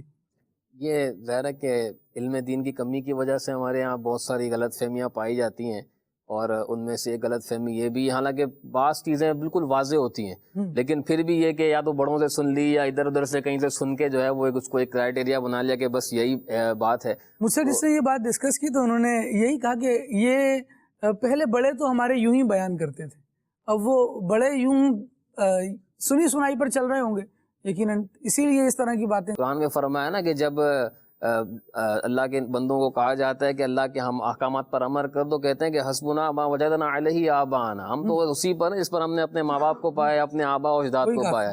تو وہ آگے فرمایا کہ اگرچہ وہ کچھ بھی نہ جانتے ہوں، ان کے آبا و اجداد اگرچہ کچھ نہ جانتے ہوں، لیکن پھر بھی بس ہم نے اپنے آبا و اجداد کو جس بات پر پایا ہے اسی پر ہم عمل کرتے رہیں گے۔ تو یہ بہت ساری قربانی کے حوالے سے نہیں، نماز جو بندہ روزانہ پڑھتا ہے اس کے حوالے سے بھی اتنی غلط فہمیاں ہیں کہ جب لوگ ڈسکس کرتے ہیں تو بندہ حیرت میں آ جاتا ہے کہ یہ بات آخر یہ لایا کہاں سے ہے، اس کو بتائی کس نے؟ مطلب ایسی عجیب و غریب بعض اوقات باتیں ہوتی ہیں کہ سننے والا مطلب بے اختیار جو ہے نا وہ ہنسی چھوٹ جاتی ہے۔ اپنی کمیونٹی پہ جو ہے رونا آتا ہے کہ نماز میں ایک بندہ کہہ رہا ہے، مجھے کہہ رہا ہے کہ نماز میں ایسی غلط کہہ رہا ہے، جو مسبوق کھڑا ہو جائے، سلام پھر گیا، مسبوق کھڑا ہو جس کی رکعت رہ گئی، فوراً آ کے کوئی دوسرا اس کے نماز شروع کر دے، اس کو بھی جماعت کا ثواب ملے گا؟ مطلب واہ بھائی آپ تو عوامی غلط فہمیوں پر اگر کتاب لکھی جائے تو اچھی خاصی ایک ضخیم بلکہ کافی جلدوں پر جو ہے وہ ہر عبادت کے موضوع پر جو ہے وہ غلط فہمیاں تیار ہو سکتی ہیں۔ بہرحال یہ المیہ ہے کہ لوگ جو ہے وہ علم دین سے دور ہیں، اور علماء کو، اور جس طرح ہم الحمدللہ اس طرح کے مواقع پر ان چیزوں کو ہائی لائٹ کرتے ہیں تو سننا بھی چاہیے اور عمل بھی کرنا چاہیے۔ تو بہرحال ظاہر ہے کہ ایسا کوئی فلسفہ دین نے نہیں دیا ہے۔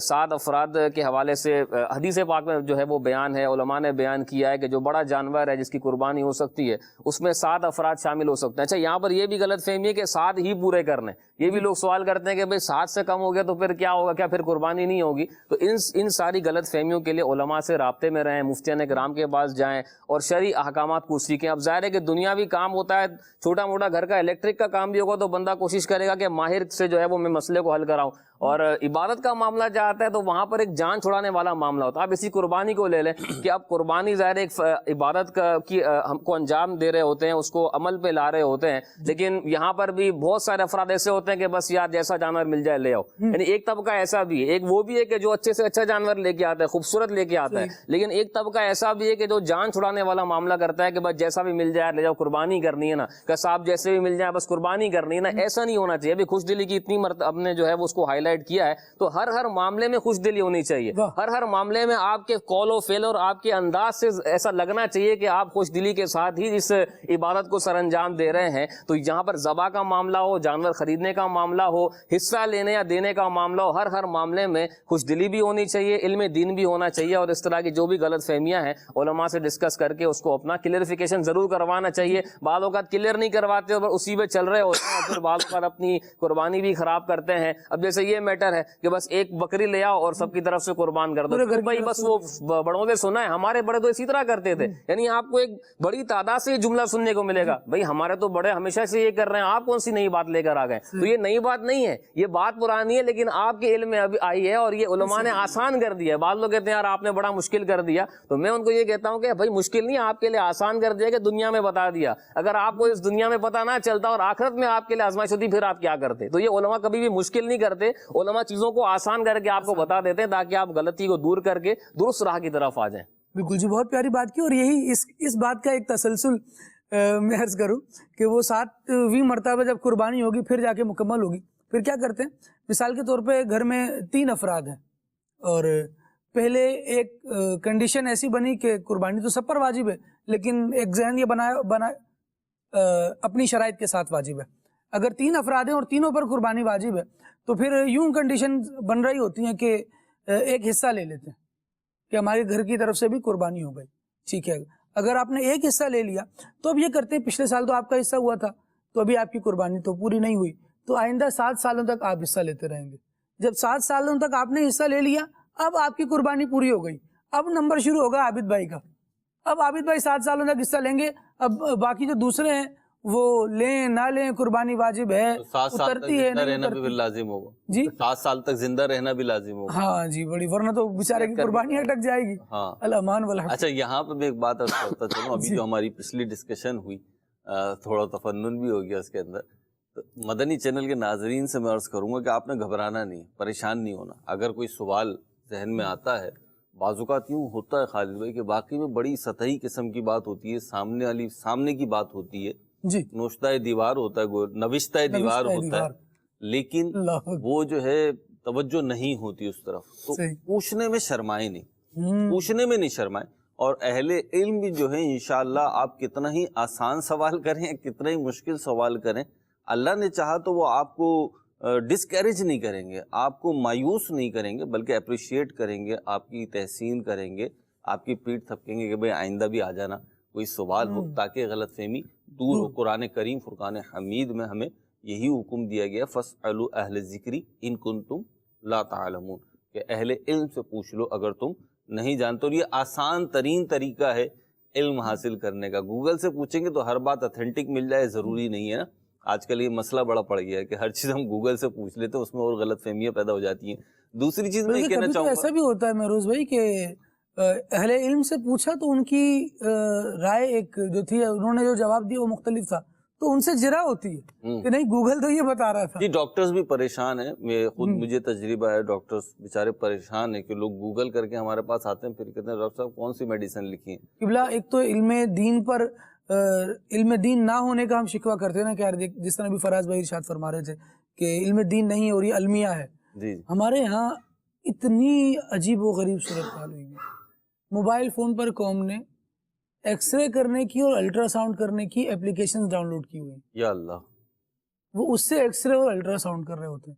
تو کبھی کبھار ایسے عجیب و غریب نتائج اس کے برآمد ہو رہے ہوتے ہیں کہ وہ بیان سے باہر ہے، پبلکلی اس کو بیان نہیں کیا جا سکتا. جی بالکل ایسا نہیں کرنا چاہیے. دوسری بات یہ ہے خالد بھائی، مجھے بعض چیزوں میں ایسا لگتا ہے، محاورے ہوں، مثالیں ہوں، یا بعض چیزیں خاندانوں میں، محلوں میں، لوگوں میں رائج ہوتی ہیں کہ جناب علی یہ ہمارے بڑے ایسے ہی کرتے آئے. اچھا، ان بڑوں کا کہنے کا یا کرنے کا جو مقصد تھا نا، وہ ایسا لگتا ہے کہ بعض اوقات ان کا تو درست تھا، یہاں آتے آتے بات تبدیل ہو گئی. صحیح. مثال کے طور پہ ایک بکرا ایک بکری پورے گھر کی طرف سے، تو میں اسے اگر پوزیٹیولی سوچوں تو بھائی کسی بڑے پہ، پچھلے ہمارے بڑوں پہ، اجداد میں سے کسی پہ گھر میں ایک ہی پہ قربانی واجب ہوگی، اور وہ اپنے لیے لایا ہوگا یا اس کی طرف سے کرنے کے لیے لائی گئی ہوگی بکری بکرا. اب کسی نے پوچھا بھائی کس کا ہے، تو کہا ہمارے گھر کا ہے. بھائی فرد کا ہونا وہ تو شرن تو ہے، لیکن عرفی اعتبار سے تو گھر کی قربانی یہی ہے. صحیح. وہ تو درست تھا، لیکن یہاں آتے آتے وہ چیپٹر، وہ مضمون، وہ ساری فلسفی جو تھی وہ تبدیل ہو گئی، اور یہ ہو گئی یہ پورے گھر کی طرف سے ایک. تو یہ بعض اوقات اس پہ بھی ہمیں غور کر لینا چاہیے کہ ہو سکتا ہے کہ ہمارے بڑوں نے جو چیزیں بیان کی ہوں یا جو ان کے پیش نظر مقصد ہو، وہ تو مقصد پیچھے رہ گیا اور وہ جملہ یا بات آگے بڑھتی چلی گئی، اور پھر وہ مس انڈرسٹینڈنگ ہو گئی. وہ تیرا میرا سے بچا رہے تھے اور یہاں پر آ کر نظام ہی خراب ہو چکا ہو. اللہ کریم خیر فرمائے. اور ہمیں جیسے آپ وہ میزبان کہتے ہیں نا، آپ اپنا ہی گھر سمجھیے. جی. تو یہ عرفی اس کا مطلب نہیں ہے کہ میں میزبان کو یہ عرفی اعتبار سے ہوتا ہے. اب یہ نہیں ہوتا کہ چائے پینے کے بعد بولے ہاں حضرت آپ یہاں کیوں بیٹھے ہیں، آپ تو کہہ چکے میرا ہی گھر ہے، تو نکلے آپ باہر. تو یہ عرف کے اعتبار سے اس بیچارے نے بات کی تھی، مہمان نوازی کرنا چاہ رہا تھا وہ آپ کی، آپ تو فری ہو گئے. بالکل خالد بھائی، قربانی سے جیسے ثواب کی امید ہے، ایسے عذاب سے بچنے کی بھی امید ہے. سبحان. حضرت سیدنا امام حسین رضی اللہ تعالیٰ عنہ اپنے والد گرامی سیدنا مولا علی رضی اللہ تعالیٰ عنہ سے روایت کرتے ہیں کہ حضور نبی کریم صلی اللہ علیہ وآلہ وسلم نے ارشاد فرمایا، جو کوئی خوش دلی کے ساتھ اور ثواب کی امید کے ساتھ قربانی کرے گا تو وہ قربانی قیامت کے دن جہنم سے آڑ ہو جائے گی، رکاوٹ ہو جائے گی. وہ قربانی یعنی اس کو جہنم تک پہنچنے سے بیچ میں آڑ ہو جائے گی. اس کو سمجھنے کے لیے اگر ہم یوں سمجھیں کہ دنیا میں، کیونکہ جہنم کے 2 عذاب ہیں، ایک आग का और दूसरा सर्दी का, सख्त सर्दी का अजाब है। दुनिया में अगर हम इसको समझें, हालांकि दुनिया का बड़े से बड़ी तकलीफ भी जहन्नम के ज़रा से भी अजाब के मुकाबला नहीं कर सकती, वो अजाब बहुत सख्त है। समझने के लिए यूँ करें कि जैसे एक फ़र्ज़ करें आप गाड़ी में बैठे हैं और उस गाड़ी के बाहर से जो है वो बड़ी सख्त गर्म हवा आ रही है, तो आप जल्दी से ना उसको रुकावट बनाएंगे कि यार मुझे गर्म हवा ना लगे, धूप ना लगे मुझे, कि मुझे कुछ ऐसा करेंगे कि रुकावट हो जाए। ऐसे ही सख्त सर्दी है और आपकी गाड़ी में गर्मी है और आप उस सर्दी को रोकने के लिए कोई इंतज़ाम करेंगे और जो हो जाए आपको सुकून का सांस मिलेगा कि मुझे घर है या खिड़की है जैसा है। तो जहन्नम जो इतना सख्त है, जिसकी आवाज़ दूर से आती है और उसकी तपिश इतनी ज़्यादा है, तो क़यामत के दिन ये जो कुर्बानी है ये आड़ बन जाएगी उसके लिए जो कुर्बानी करेगा। तो खुश दिली का भी यहाँ फरमाया गया और सवाब की उम्मीद, गोश्त की उम्मीद ना हो, सवाब की उम्मीद हो, तो इंशाअल्लाह ताला ये कुर्बानी जहन्नम से भी आड़ और रुकावट बन जाएगी। आमीन। अल्लाह करीम हमारी कुर्बानियाँ जो पेश कर रहे हैं अपनी बारगाह में कबूल फरमाए और इससे हमारे लिए ज़रिया नजात बनाए। मालिक के करीम नुक्ता नवाज़ है, बंदा नवाज़ है, वो ज़रा सी बात पर उसके बख्शिशों के धारे चलते हैं, अताओं के धारे चलते हैं और बेनियाज बादशाह है वो, उसे किसी के अमल की कोई ज़रूरत नहीं। लेकिन बंदा कोशिश करे कि ये बादशाह, ये शहनशाह हमसे राज़ी ही रहे और इसकी जो नाराज़गी है हम सह नहीं सकते, बर्दाश्त नहीं कर सकते। अल्लाह करीम हमें अपनी नाराज़गी से या नाराज़ी वाले कामों की तरफ जाने से महफूज फरमाए, नेकियां करने की तौफीक दे। कुछ कॉल्स आपकी शामिल करते हैं। माशाअल्लाह खालिद भाई, बहुत प्यारा मौजू है। कुर्बानी की फ़वाइद, अयाम हज भी हैं और ईद उल अज़हा की आमद भी है, और कुर्बानी जो है बगैर कुर्बानी के तो कुछ हासिल नहीं होता। तो मदनी फूल अता फरमाइए, कुर्बानी में अल्लाह की बारगाह में क्या पहुंचता है, अल्लाह की बारगाह में क्या पेश करें कि हमारी कुर्बानियाँ कबूल हों, वो वक्त की हो, वो जान की हो, वो माल की हो, वो ईद उल अज़हा पर जानवर की कुर्बानी हो। अब हमारी क्या चीज़ अल्लाह की बारगाह में पहुंचती है जिसमें हम मजीद खुलूस और मजीद इखलास पैदा करें। और नात खान इस्लामी भाई से अर्ज है कि ये कलाम सुना दीजिए। लुत्फ उनका आम हो ही जाएगा, शाद हर नाकाम हो ही जाएगा। माशाअल्लाह, अच्छा सवाल आपने, लेकिन अच्छा सवाल आपने किया और कुछ तो इस पर हम अल्हम्दुलिल्लाह गुफ्तगू कर चुके। रब्बुल आलमीन की बारगाह में वही पहुंचता है जिसको आपने अपने सवाल के आखिर में ही बयान फरमाया। वो सिद्क़ व इखलास है बंदे का, वो बंदे की नेक नीयती है, वो बंदे का तकवा है। अल्लाह करीम हमें खुश दिली के साथ, इखलास के साथ कुर्बानी करने की तौफीक दे। मज़ीद कॉल लेते। खालिद भाई, आज का मौजू है कुर्बानी के फ़ायदे। गाँव देहात के हवाले से अर्ज़ करूँगा कि कुछ ऐसे मुसलमान जो नादान कहते सुनाई देते हैं, यार कुर्बानी का तो फ़ायदा ही नहीं होया, एक टाइम पका के खाया है, बाकी सारा तकसीम कर देता है, बस यार फ़ायदा ही नहीं होया। इसकी थोड़ी हमारी रहनुमाई फरमा दें और बराए मेहरबानी ये कलाम लाजमी सुनाइएगा। हाजिर हैं दरे दौलत पे गदा, सरकार तवज्जो फरमाएं। माशाअल्लाह। फराज भाई क्या कहेंगे? असल जो मकसद है कुर्बानी का, जिसको कुरान की आयत ने भी बयान किया कि अल्लाह की बारगाह में तो इखलास पहुँचता है। अब बंदा जब इखलास और अल्लाह की रज़ा के लिए जब कुर्बानी करता है तो फिर उसका मकसूद गोश्त, खाल और दीगर चीज़ें नहीं होती। उसके पेश नज़र ये होता है कि बस मेरा रब जो है वो उसको कबूल कर ले। जिस तरह कुरान पाक में इन्नमा यतक़ब्बलुल्लाहु मिनल मुत्तक़ीन फरमाया कि अल्लाह पाक तो मुत्तक़ीन से ही कबूल फरमाता है। तो अगर अल्लाह की बारगाह में मकबूल हो जाए और ये जो फ़ज़ाइल बयान किए गए अगर हमें इसमें से एक ज़र्रा भी हासिल हो जाए तो यही कामयाबी है। यानी गोश्त अगर आप इस्तेमाल कर भी लेंगे तो इस दुनिया की हद तक हो सकता है फिर वो गोश्त जो है वो अपने असरात भी आपके ऊपर जाहिर करे, लेकिन अगर ये कुर्बानी जो रब की रज़ा के लिए की गई अगर ये मकबूल हो गई और आखिरत के फ़वाइद हासिल हो गए तो फिर इससे बढ़कर जो है वो कोई फ़ायदा हासिल नहीं हो सकता। ये आखिरत का फ़ायदा सबसे बड़ा फ़ायदा है। और फिर हदीस पाक में अल्लाह पाक हदीस कुदसी गालिबन या हुज़ूर का फरमान है ये कि अल्लाह तबारक व तआला तुम्हारे चेहरों की तरफ नज़र नहीं फरमाता, तुम्हारे अजसाम की तरफ नज़र नहीं फरमाता, अल्लाह पाक तुम्हारे कुलूब की तरफ नज़र फरमाता है। और कुलूब क्या है? वही तकवा और परहेज़गारी का मरकज़ और महवर है। तो बंदे को इखलास के साथ अल्लाह की रज़ा के लिए कुर्बानी करनी चाहिए। बाकी सारी चीज़ जितनी भी चीज़ें वो ज़िम्नी हैं, अगर वो हासिल हो फ़ाबिहा, अल्लाह का शुक्र अदा करे, और अगर हासिल ना हो तो उसकी तरफ तवज्जो ना दे, उसकी वजह से अपने जो है वो गम को पैदा ना करे कि ये क्या हो गया, मुझे ज़ाहिरी फ़वाइद हासिल नहीं हुए। बल्कि अगर कुर्बानी का फ़लसफ़ा देखा जाए और उसके शरई अहकाम देखे जाएँ तो जब कुर्बानी का जानवर आता है तो उसकी चीज़ों से इंतफ़ा हासिल करना भी शरीयत ने मना कर दिया कि उसका दूध। अब मिसाल के तौर पर आप देखें ये जो चीज़ों की बात हो रही है, अब बंदा देख भी रहा है कि दूध हासिल हो रहा है, लेकिन शरीयत का हुक्म क्या है कि ये दूध इस जानवर का जो कुर्बानी का जानवर है उसका खुद इस्तेमाल नहीं कर, सदका कर देना है। इसी तरह गोश्त बेचने की इजाज़त नहीं है। تو یہ چیزیں جو ہیں یہ ہمیں بتاتی ہیں کہ اصل اللہ کی رضا ہے. اللہ کی رضا حاصل ہو گئی تو یہ قربانی مقبول ہو گئی تو سب کچھ حاصل ہو جائے گا. ہو سکتا ہے اس کی برکت سے آپ کو آنے والی زندگی میں آگے آنے والے مواقع پر اللہ پاک اسی قربانی کی برکت سے اور مال و دولت بھی عطا فرما دے. تو یہ ضمنی چیزیں، اصل اللہ کی رضا ہے. مال و دولت کا ملنا یہ ایک جداگانہ چیز ہے واقعی، لیکن ساتھ آپ یہ دیکھیں جس قربانی کو آپ نے اللہ کی رضا کے لیے پیش کیا ہے، حضور جان عالم صلی اللہ تعالیٰ علیہ وآلہ وسلم کے فرمان کے مطابق. اب آپ بتائیے گا کہ قربانی آپ نے جو پیش کی اور صرف ایک وقت اگر اس کا گوشت کھانے کو ملا اور کہنے والا یہ کہہ رہا ہے کہ کوئی فائدہ نہیں ہوا، حضور نے تو فرمایا کہ قربانی کے جانور کے ہر بال کے بدلے میں قربانی کرنے والے کے لیے نیکی ہے.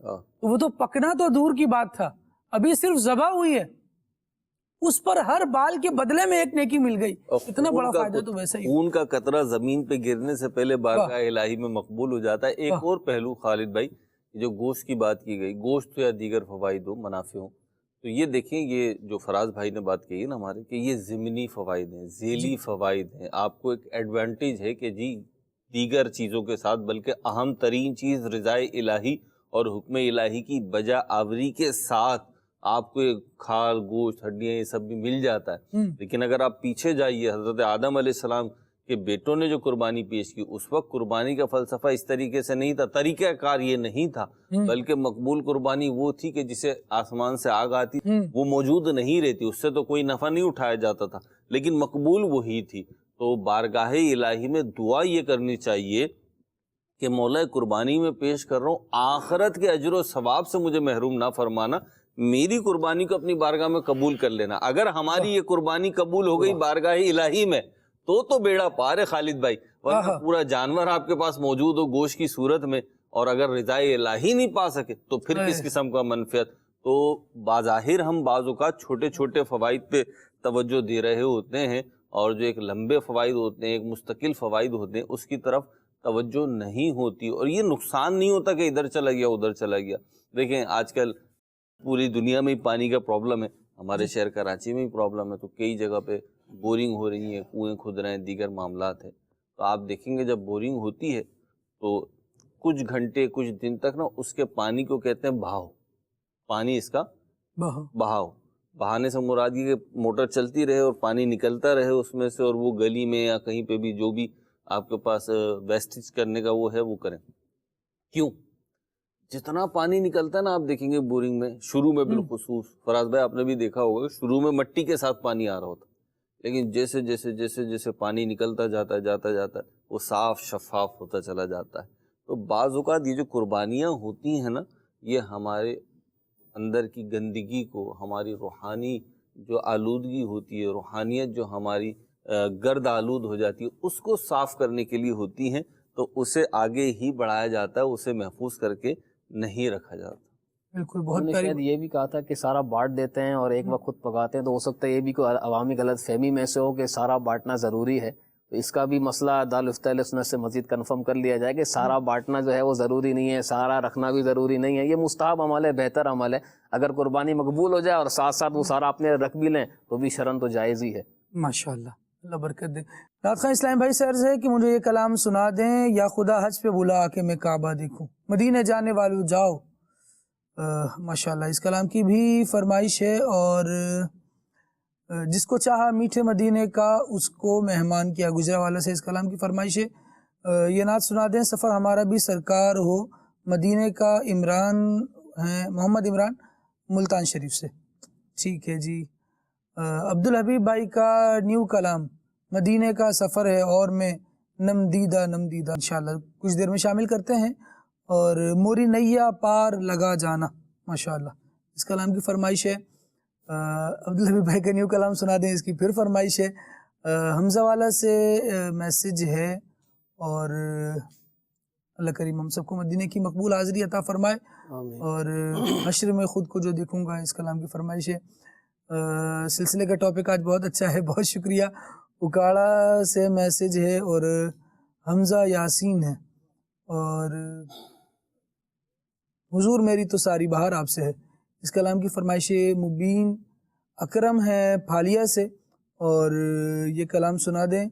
امنگ جوش پر آئیں ارادے گد گداتے ہیں، اچھا جی، وعلیکم السلام ورحمۃ اللہ وبرکاتہ۔ میرا سوال ہے کہ لوگ کہتے ہیں جو قربانی کر رہا ہوتا ہے وہ اپنے جانور کی قربانی سے پہلے خود کچھ نہیں کھا سکتا، کیا یہ بات درست ہے؟ جواب ارشاد فرمائیں۔ جی فراز بھائی، قربانی سے پہلے کچھ کھا سکتے ہیں نہیں کھا سکتے؟ سنت مبارکہ یہی ہے کہ جب بندہ قربانی کرے تو اپنے قربانی کے گوشت میں سے کھائے، لیکن یہ ضروری نہیں ہے۔ احادیث میں اس کی ترغیب ہے، مفسرین نے اور شارحین نے فرمایا کہ یہ مستحب عمل ہے، کہ سنت مبارکہ ہے۔ جب نبی پاک علیہ الصلوۃ والسلام عید الاضحیٰ کا موقع ہوتا تو قربانی کرنے کے بعد اس کی کلیجی سب سے پہلے کھایا کرتے تھے، یہ آپ کا عمل مبارک تھا۔ لیکن شارحین نے واضح طور پر بیان کیا ہے کہ یہ کوئی فرض واجب عمل نہیں ہے، بہتر عمل ہے کہ اپنی قربانی کے گوشت میں سے کھائے، پہلے بھی کھا لے تو کوئی حرج نہیں ہے اس میں۔ مثال کے طور پہ جو دوسرے تیسرے دن قربانی کر رہا ہے تو پھر وہ بیچارہ آزمائش میں نہ آ جائے۔ تو حضور جان عالم صلی اللہ علیہ وسلم کا جہاں فرمان ہے، وہاں جہاں حکمتیں ہیں وہاں حکمتیں ہیں۔ دیکھیں ایام نہر 3 دن قربانی کے رکھے گئے نا، 10، 11، 12، یعنی شہروں میں جہاں عید کی نماز ہے، عید کی نماز کے بعد سے پھر قربانی کا وقت یوں شروع ہو رہا ہے، اور 10، 11، 12 کی جو مغرب سے پہلے تک کا یہ قربانی کا وقت ہے، اس میں قربانی کرنی ہے۔ اور اتنا فلیکسیبل ٹائم ہے، اتنا سارا ٹائم دیا ہوا ہے، اس میں آپ قربانی کر سکتے ہیں۔ لیکن نمازوں کے معاملے میں اگر اس چیز کو دیکھیں تو اس کا ایک محدود ٹائم ہے۔ جو چیزیں اپنے وقت کے ساتھ بندھی ہوئی ہیں ان کو وقت کے ساتھ ہی دیکھا جائے، ان میں اس کی ادائیگی کی جائے۔ اور جہاں اس طرح کا معاملہ ہے کہ اتنی کوئی تیسرے دن عصر کے بعد اگر قربانی کر رہا ہو، ذرا غور کریں کہ وہ عید کی نماز پڑھنے کے بعد سے بھوکا ہو، تو یہ کسی مشقت والا کام ہے۔ مشقت کی ہمیں دین اسلام میں وہ حکم نہیں دیے گئے جو ہم برداشت نہیں کر سکتے۔ اللہ کریم خیر عطا فرمائے۔ عبادات ہیں، کچھ نہ کچھ مشقت ہیں، ایسا نہیں ہے کہ عبادت ہے لیکن کوئی مشقت نہیں ہے، ہوتی ہے لیکن تھوڑی سی وہ مشقت، ایسی مشقت نہیں ہوتی جو بندہ برداشت نہیں کر سکے، اٹھا نہ پائے اور اس کو ایسی تکلیف میں ڈال دیا جائے۔ بلکہ فرمایا جاتا ہے یرید اللہ بکم الیسر ولا یرید بکم العسر، اللہ تبارک و تعالیٰ تم سے آسانی کا ارادہ فرماتا ہے، تمہیں تنگی میں ڈالنے کا ارادہ نہیں فرماتا۔ یہ اس کا کرم ہے، یہ اس کا فضل ہے، یہ اس کی مہربانی ہے۔ پھر بندہ کر گزرے تو اس پہ ثواب، انعام، بہت کچھ عطا فرماتا ہے۔ عدنان بھائی کی طرف بڑھتے ہیں اور کچھ کلام شامل کرتے ہیں۔ صلی اللہ علیہ محمد صلی اللہ علیہ وآلہ وسلم۔ لطف ان کا عام ہو ہی جائے گا، لطف ان کا عام ہو ہی جائے گا، ہو جائے گا شاد ہے ناکام ہو ہی جائے گا، ہو جائے گا شاد ہے ناکام ہو ہی جائے گا۔ جان دے دو وعدہ دیدار پر، جان دے دو وعدہ دیدار پر، نقد اپنا دام ہو ہی جائے گا، ہو جائے گا نقد اپنا دام ہو ہی جائے گا۔ بے نشانوں کا نشان نشان نہیں، بے نشانوں کا نشان نشان نہیں، مٹتے مٹتے نام ہو جائے گا، ہو جائے گا مٹتے مٹتے نام ہی ہو جائے گا۔ اے رضا ہر کام کا ایک وقت ہے، اے رضا ہر کام کا ایک وقت ہے،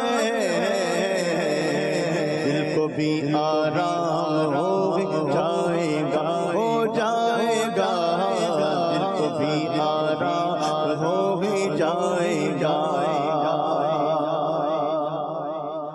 حاضر ہے دولت پہ گدا، حاضر ہے دولت پہ گدا، سرکار توجہ فرمائے، سرکار توجہ فرمائے، محتاج نظر ہے حال میرا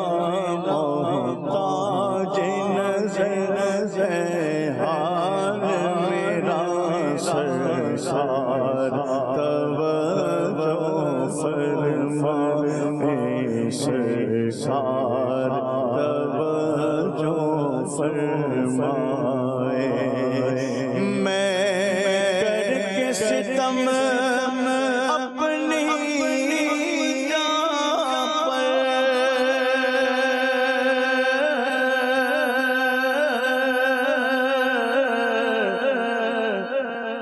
قرآن سے جاؤں کا سن کر میں کر کے ستم اپنی جان پر میں کر کے ستم اپنی جان پر قرآن سے جاؤں کا سن کر آیا ہوں بہت شرمندہ سا آیا ہوں بہت شرمندہ سا سرکار توجہ فرمائے سرکار توجہ فرمائے محتاج نظر ہے حال میرا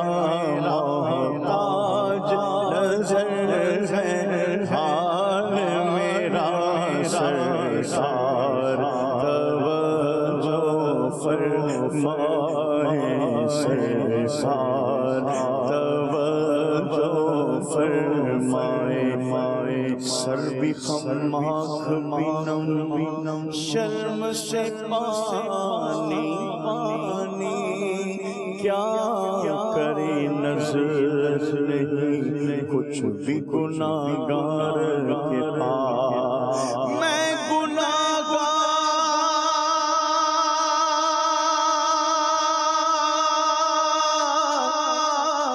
گناہوں کے سوا کیا لاتا نیکیاں ہوتی ہے سرکار نیکوکار کے پاس محتاج نظر ہے حال میرا محتاج نظر ہے حال میرا سرکار توجہ فرمائے سرکار توجہ فرمائے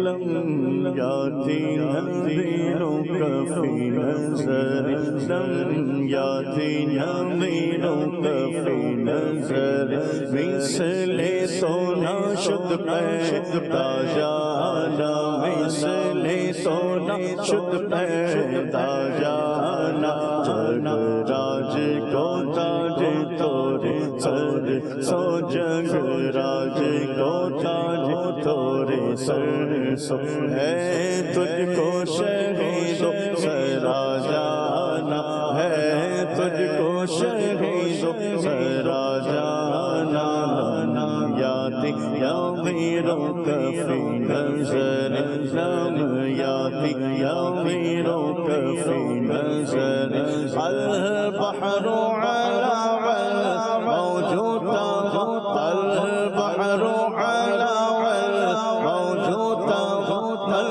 بك سوتفا وشرو بك سوتفا وشرو منج دھار میں ہو بگڑی ہے ہوا منج دھار میں ہو بگڑی ہے ہوا موری نیا پار لگا جانا موری نیا پار لگا جانا موری نیا پار لگا جانا انا فی عطش وسقاک انا فی عطش وسقاک ہے کہ سوئے پاک ابر کرم ہے کہ سوئے پاک ابر کرم پر سلہارے رم جم رم جم بر سلہارے رم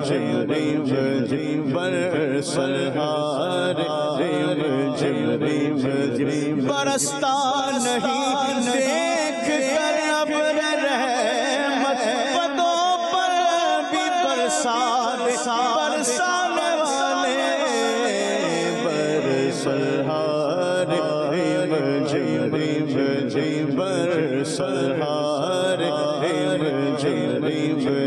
دو بوند ادھر بھی گرا جانا دو بوند ادھر بھی گرا جانا دو بوند ادھر بھی گرا جانا بس خامائے خامے نوائے رضا رضا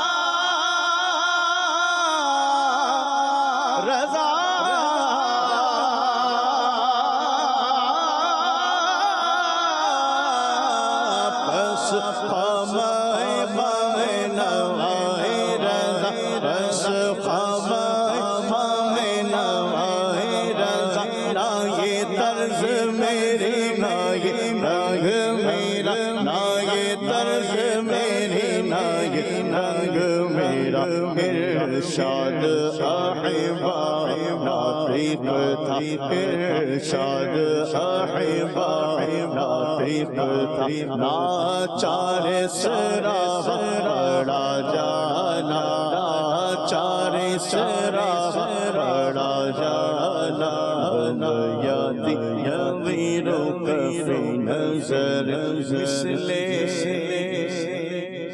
تو نہ شکر پیدا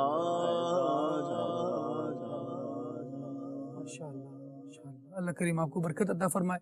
عبدالحبیب بھائی کے کلام کی فرمائش تھی, آئیے شامل کرتے ہیں. پیارے اسلامی بھائیوں اور مدنی چینل کے ناظرین, الحمدللہ عز و جل بچپن میں جو مجھے یاد پڑتا ہے, زندگی میں سب سے پہلے اگر میں نے کوئی نعت پڑھی تھی تو وہ یہی نعت تھی جو آج میں آپ کے سامنے ایک بار پھر پیش کر رہا ہوں. کس طرح پاؤں رکھے یا صاحب بصیرت یا صاحب بصیرت, کس طرح پاؤں رکھے یا صاحب بصیرت, آنکھیں بچھی ہوئی ہیں ہر جا تیری گلی میں, دنیا تیری گلی میں, عقبا تیری گلی میں, عقبا تیری گلی میں. بابا کہاں چلے؟ مدینے کا سفر ہے اور میں نندیدہ جبی افسردہ قدم لغزیدہ چلا ہوں ایک مجرم کی طرح میں جانب طیبہ, چلا ہوں ایک مجرم کی طرح میں جانب طیبہ, نظر شرمندہ بدن لرزیدہ نظر شرمندہ بدن لرزیدہ مدینے کا سفر ہے اور میں نندیدہ جبی افسردہ قدم لغزیدہ کسی کے ہاتھ نے مجھ کو سہارا دے دیا, ورنہ کسی کے ہاتھ نے مجھ کو سہارا دے دیا, ورنہ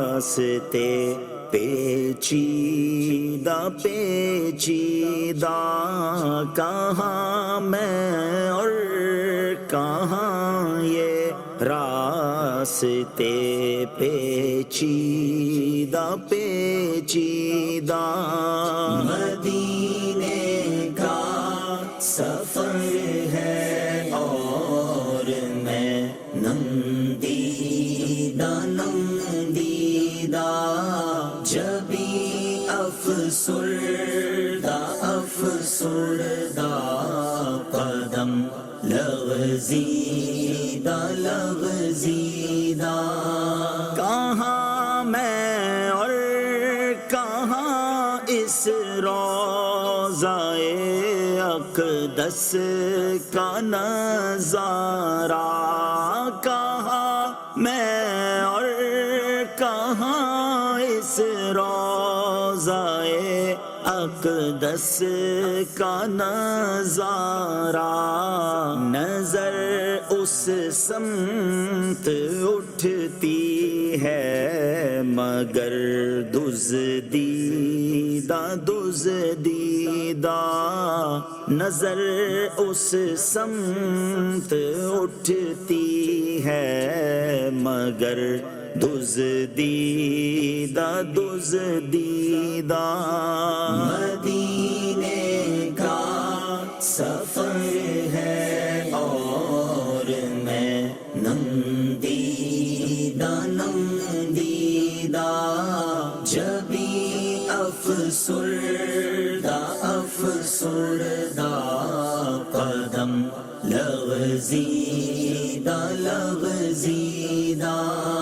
مدینے جا کے ہم سمجھے تقدس کس کو کہتے ہیں، مدینے جا کے ہم سمجھے تقدس کس کو کہتے ہیں، ہوا پاکیزہ پاکیزہ، فضا سنجیدہ سنجیدہ، ہوا پاکیزہ پاکیزہ، فضا سنجیدہ سنجیدہ، مدینے کا سفر ہے اور میں نندیدہ نندیدہ،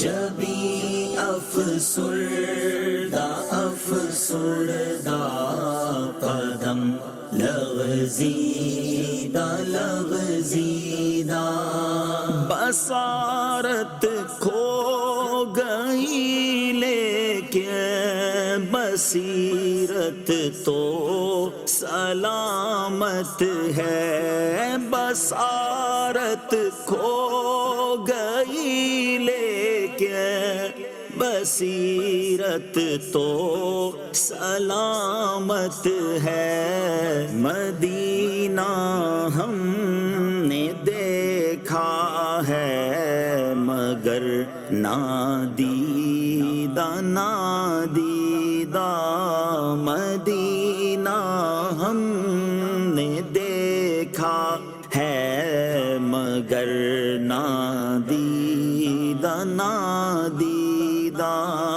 مدینے کا سفر ہے اور میں نندیدہ نندیدہ، جبھی افسردہ افسردہ، قدم لغزیدہ لغزیدہ، وہی اقبال جس کو ناز تھا کل خوش مزاجی پر، وہی اقبال جس کو ناز تھا کل خوش مزاجی پر، فراق طیبہ میں رہتا ہے اب رنجیدہ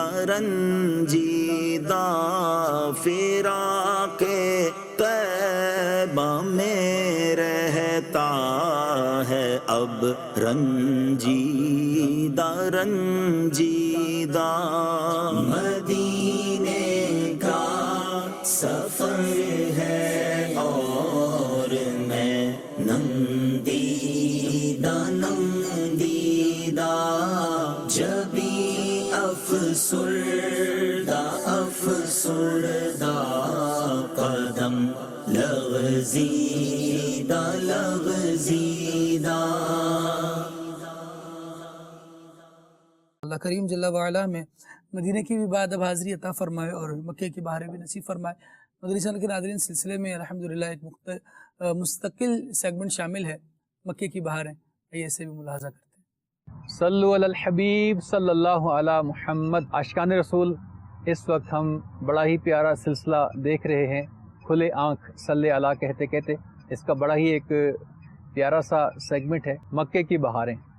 اللہ پاک ہمیں بھی مکہ پاک کی بہاریں نصیب فرمائے۔ ویسے تو مکہ پاک کی ہر جگہ ہی بڑی برکت والی ہے، لیکن خاص جو مسجد الحرام ہے یہ بڑی ہی برکت والی ہے۔ اس کا کونا کونا، اس کا چپا چپا، اس کے در و دیوار اور اس کی ہوائیں فضائیں بڑی ہی مبارک ہیں، اور انبیاء کرام علیہم الصلاۃ والسلام اور خود ہمارے آقا علیہ الصلاۃ والسلام نے بھی یہاں پر عبادت فرمائی ہے۔ آج انشاءاللہ عز و جل آپ کو ایسے 11 مقامات بیان کیے جائیں گے مسجد الحرام کے اندر جہاں نبی پاک علیہ الصلاۃ والسلام نے نماز ادا فرمائی۔ ویسے تو ساری مسجد ہی بڑی برکت والی ہے، لیکن خاص ان مقامات کے کیا کہنے جہاں پر رحمت للعالمین صلی اللہ علیہ وسلم نے بنفس نفیس خود نماز ادا فرمائی۔ اللہ کے کرم سے کبھی آپ کو جانے کی سعادت ملے یا آپ وہاں پر موجود ہیں تو ان مقامات کی نشاندہی کر کے جہاں جہاں ممکن ہو آپ بھی وہاں پر نماز ادا کریں اور خوب برکتیں حاصل کریں۔ یہ مقامات 11 ہیں اور ان 11 مقامات کو انشاءاللہ میں آپ کے سامنے پیش کرتا ہوں۔ پہلا مقام جہاں نبی پاک علیہ الصلوۃ والسلام نے نماز ادا فرمائی، بیت اللہ شریف کے اندر۔ سبحان اللہ، ویسے ہی بیت اللہ بڑا پیارا ہے، لیکن اندر جا کر نبی پاک علیہ الصلوۃ والسلام نے نماز ادا فرمائی۔ دوسرا مقام مقام ابراہیم کے پیچھے، یہاں پر بھی آقا کریم علیہ الصلوۃ والسلام نے نماز ادا فرمائی۔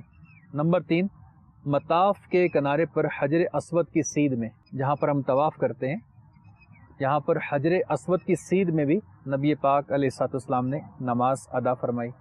نمبر 4 حتیم اور باب القعبہ کے درمیان رکن عراقی کے قریب، اس مقام پر بھی ہمارے جان سے پیارے آقا صلی اللہ علیہ وسلم نے نماز ادا فرمائی۔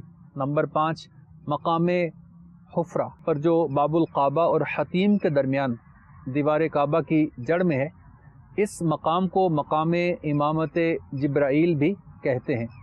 آقا کریم علیہ الصلاۃ والسلام نے اسی مقام پر سیدنا جبرائیل علیہ السلام کو 5 نمازوں میں امامت کا شرف بخشا۔ اسی مبارک مقام پر سیدنا ابراہیم خلیل اللہ علی نبینا و علیہ الصلاۃ والسلام نے تعمیر کعبہ کے وقت مٹی کا گارا بنایا تھا۔ نمبر 6 باب الکعبہ کی طرف رخ کر کے، جو ہم دیکھتے ہیں دروازہ ہے کعبۃ اللہ کا، اس کی جانب منہ کر کے نبی پاک علیہ الصلوۃ والسلام نے نماز ادا فرمائی۔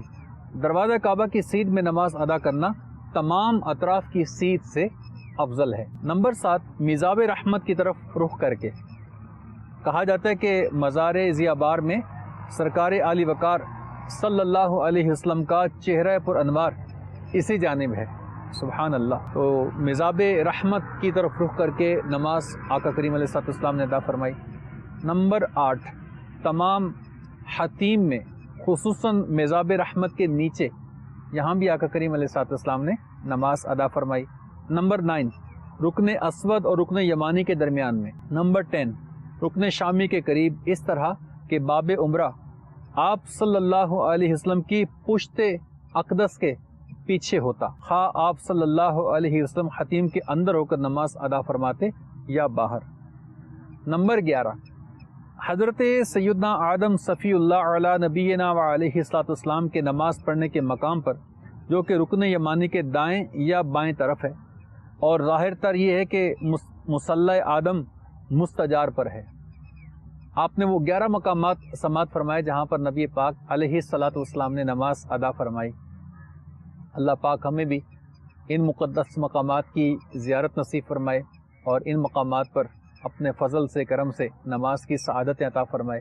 ساتھ یہ بھی نیت کر لیں کہ انشاءاللہ جب تک دم میں دم ہماری کوئی نماز قضا نہیں ہوگی، نماز کی پابندی کرتے رہیں گے، نماز کی دعوت دیتے رہیں گے، نماز کی ترغیب دلاتے رہیں گے۔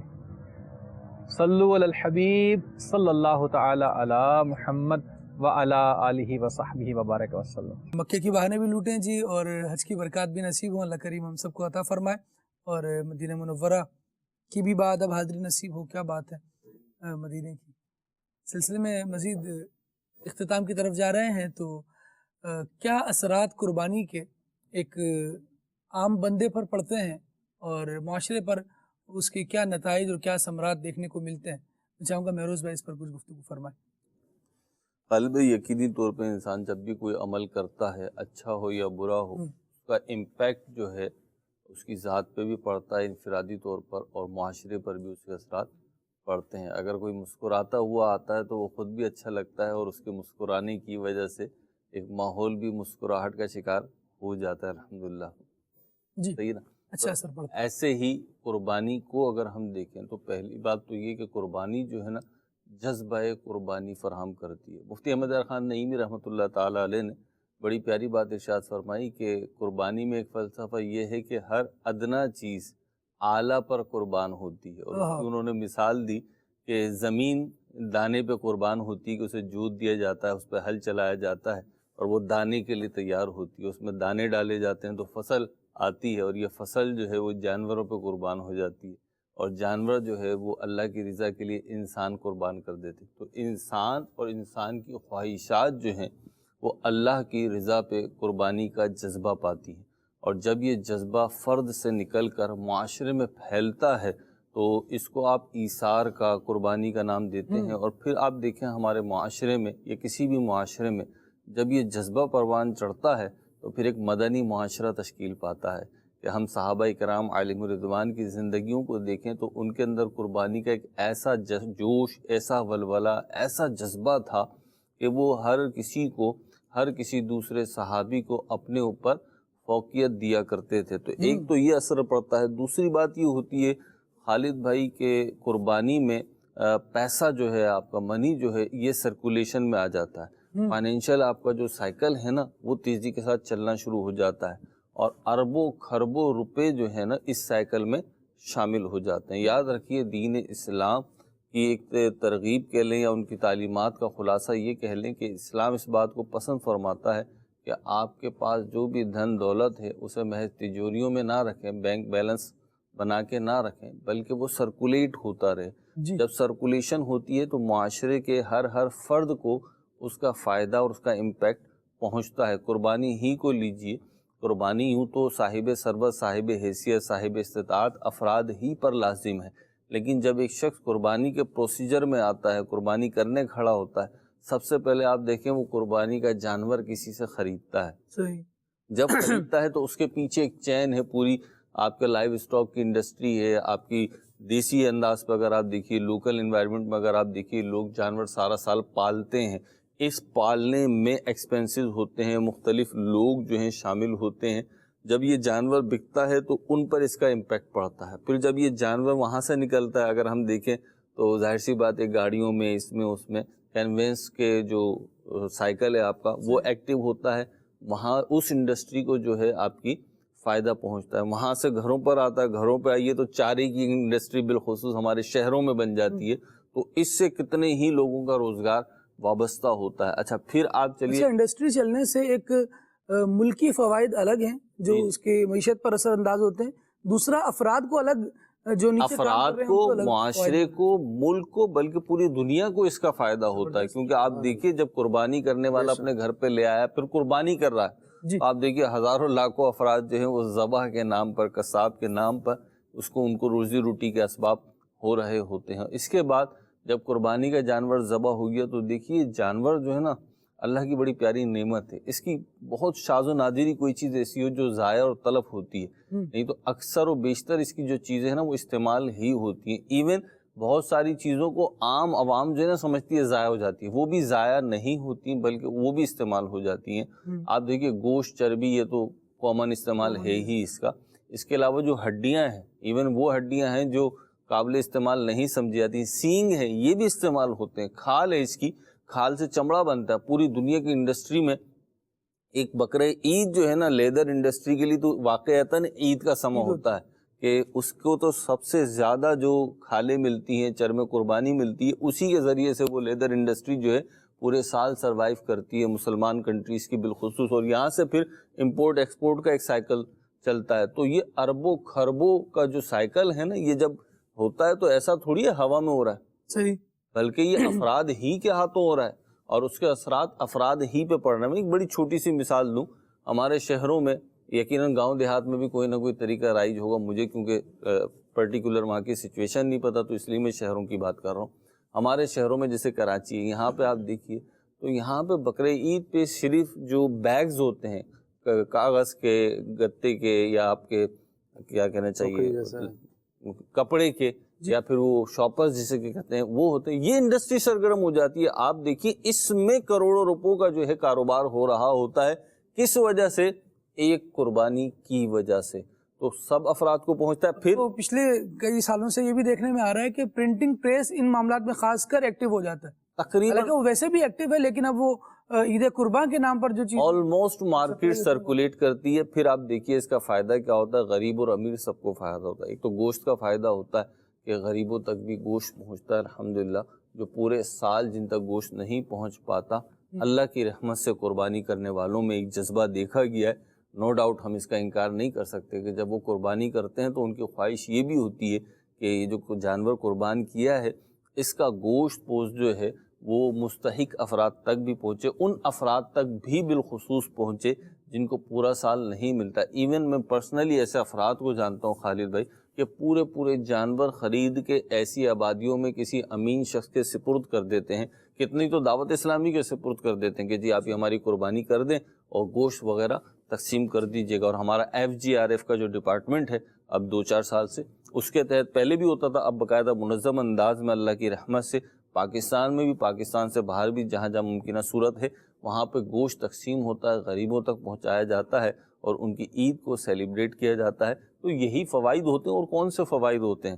اور کوئی فوائد اگر یہ چاہیے کہ قربانی کرنے والا جو گورا ہو جائے تو بھائی یہ نہیں ہوگا. اس کے لیے آپ فیئرنیس کے لیے استعمال کریں. جانور پر چھری پھیری اور وہاں سے پودا نکلا ہے تو ایسا نہیں ہوگا. جس چیز کے جو اثرات بنتے ہیں، فوائد بنتے ہیں، بالکل وہ مرتب ہوتے ہیں اور دیکھنے والے دیکھ رہے ہیں. ایسا نہیں ہے، یہ کوئی دیوانے کا خواب نہیں ہے کہ بس دیکھے ہی جا رہا ہے، کوئی اثر نہیں ہو رہا. ایسا نہیں ہوتا. معاشرے پر بہت اس کے اثر پڑتا ہے. الحمدللہ شیخ طریقت امیر علیہ سنت دامت برکاتہم العالیہ نے قربانی کے حوالے سے ایک یہ ذہن بھی عطا فرمایا کہ جس سے اللہ تبارک و تعالیٰ نے توفیق دی ہے تو وہ جانور خرید کر کسی غریب کو دے دے اور اس کو پھر اس کے جو اخراجات اس پر مزید آنے ہیں اس کی کٹائی کے اور دیگر معاملات کے وہ بھی دے دے. اپنا لین صاف کر لیں. لوگ کر رہے ہیں اپنا نا لین صاف کر لیں. خالد بھائی آپ تو لگائے ہوئے ہیں، گلاسز لگائے ہوئے ہیں آپ، تو مجھے ایک دفعہ تجربہ ہو کسی چیز کی تصویر لینی تھی نا، تو اب میں تصویر کھینچوں اور وہ تصویر جو نا بلر سی آئے، جی دوبارہ تصویر کھینچوں پھر بلر آیا. اچھا اس وقت توجہ نہیں جاری، پھر بعد میں توجہ گئی کہ مسئلہ نہ اس چیز میں تھا نہ تصویر میں تھا، مسئلہ لینس میں تھا. لینس صاف نہیں تھا. تو ایسے ہی بعض اوقات چیزوں کو دیکھنے کے حوالے سے ہمارا جو لینس ہوتا ہے نا، پوائنٹ آف ویو ہوتا ہے، وہ کلیئر نہیں ہوتا. ہمیں اپنا پوائنٹ آف ویو کلیئر کرنے کی ضرورت ہے. ہو سکتا ہے جو داغ آپ کو کسی کے چہرے پہ نظر آ رہا ہو وہ آپ کے لینس پہ پڑا ہوا ہو. تو پہلے اپنے لینس کو صاف کر لیں اور اس کے بعد دیکھیں گے تو انشاءاللہ آپ کو سہولت رہے گی. بہت اچھی بات کی. اللہ کریم خیر عطا فرمائے. اسلام کا حکم ہے اور جب بندہ اپنے آپ کو مسلمان کہتا ہے، اللہ تبارک و تعالیٰ کے احکام پر چلنے کے لیے اپنا سر جھکا لیتا ہے، اپنی گردنوں کو خم کر لیتا ہے کہ میرا مالک ہے، وہ قادر ہے، اس کا جو حکم ہے وہ حکمتوں سے خالی نہیں ہے.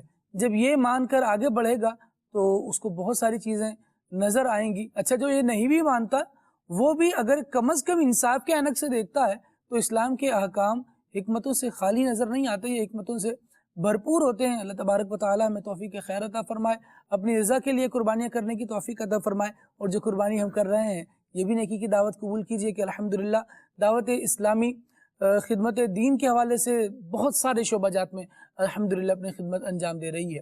آپ کوشش کیجئے کہ اپنے جانور کی, اپنی قربانی کی کھالیں جو ہیں وہ ضرور دعوت اسلامی تک پہنچائیے. اس کے لیے نمبرز بھی آپ اسکرین پر ملاحظہ وقتاً فوقتاً کر رہے ہیں, ان کو بھی دیکھتے رہیے, اپنے پاس نوٹ کر لیجئے. اور قربانی کی کھال کس طرح پہنچانی ہے رابطہ کر سکتے ہیں, دعوت اسلامی کی ویب سائٹ پر بھی اس کے لنکس موجود ہیں, رابطہ کیجئے تو انشاءاللہ آپ کی قربانی کی کھال وصول کرنا عاشقان رسول پہنچ سکتے ہیں. نمبر اس وقت بھی اسکرین پر ملاحظہ کر سکتے ہیں, نوٹ کر لیں. قربانی کے دنوں میں بہت فائدہ دے گا. اللہ کریم خیر فرمائے اور ہم سب کو نیکیاں کرنے کا ذہن عطا فرمائے, اسلام کے مطابق زندگی بسر کرنے کی سعادت عطا فرمائے.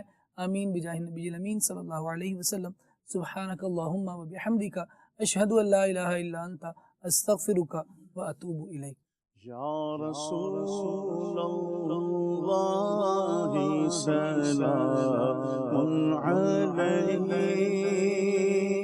یا حبیب اللہ سلام علیک, مصطفیٰ جان رحمت پینا ہو سلام, شمع بز میں ہدایت پہ لاکھوں سلام,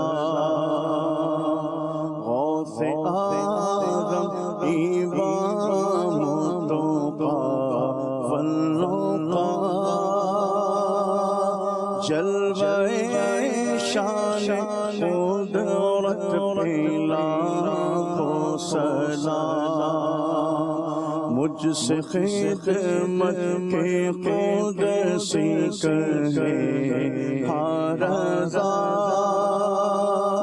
مصطفیٰ جان رحمت پہ لاکھوں سلام, یا رسول اللہ سلام علیک, یا حبیب اللہ سلام.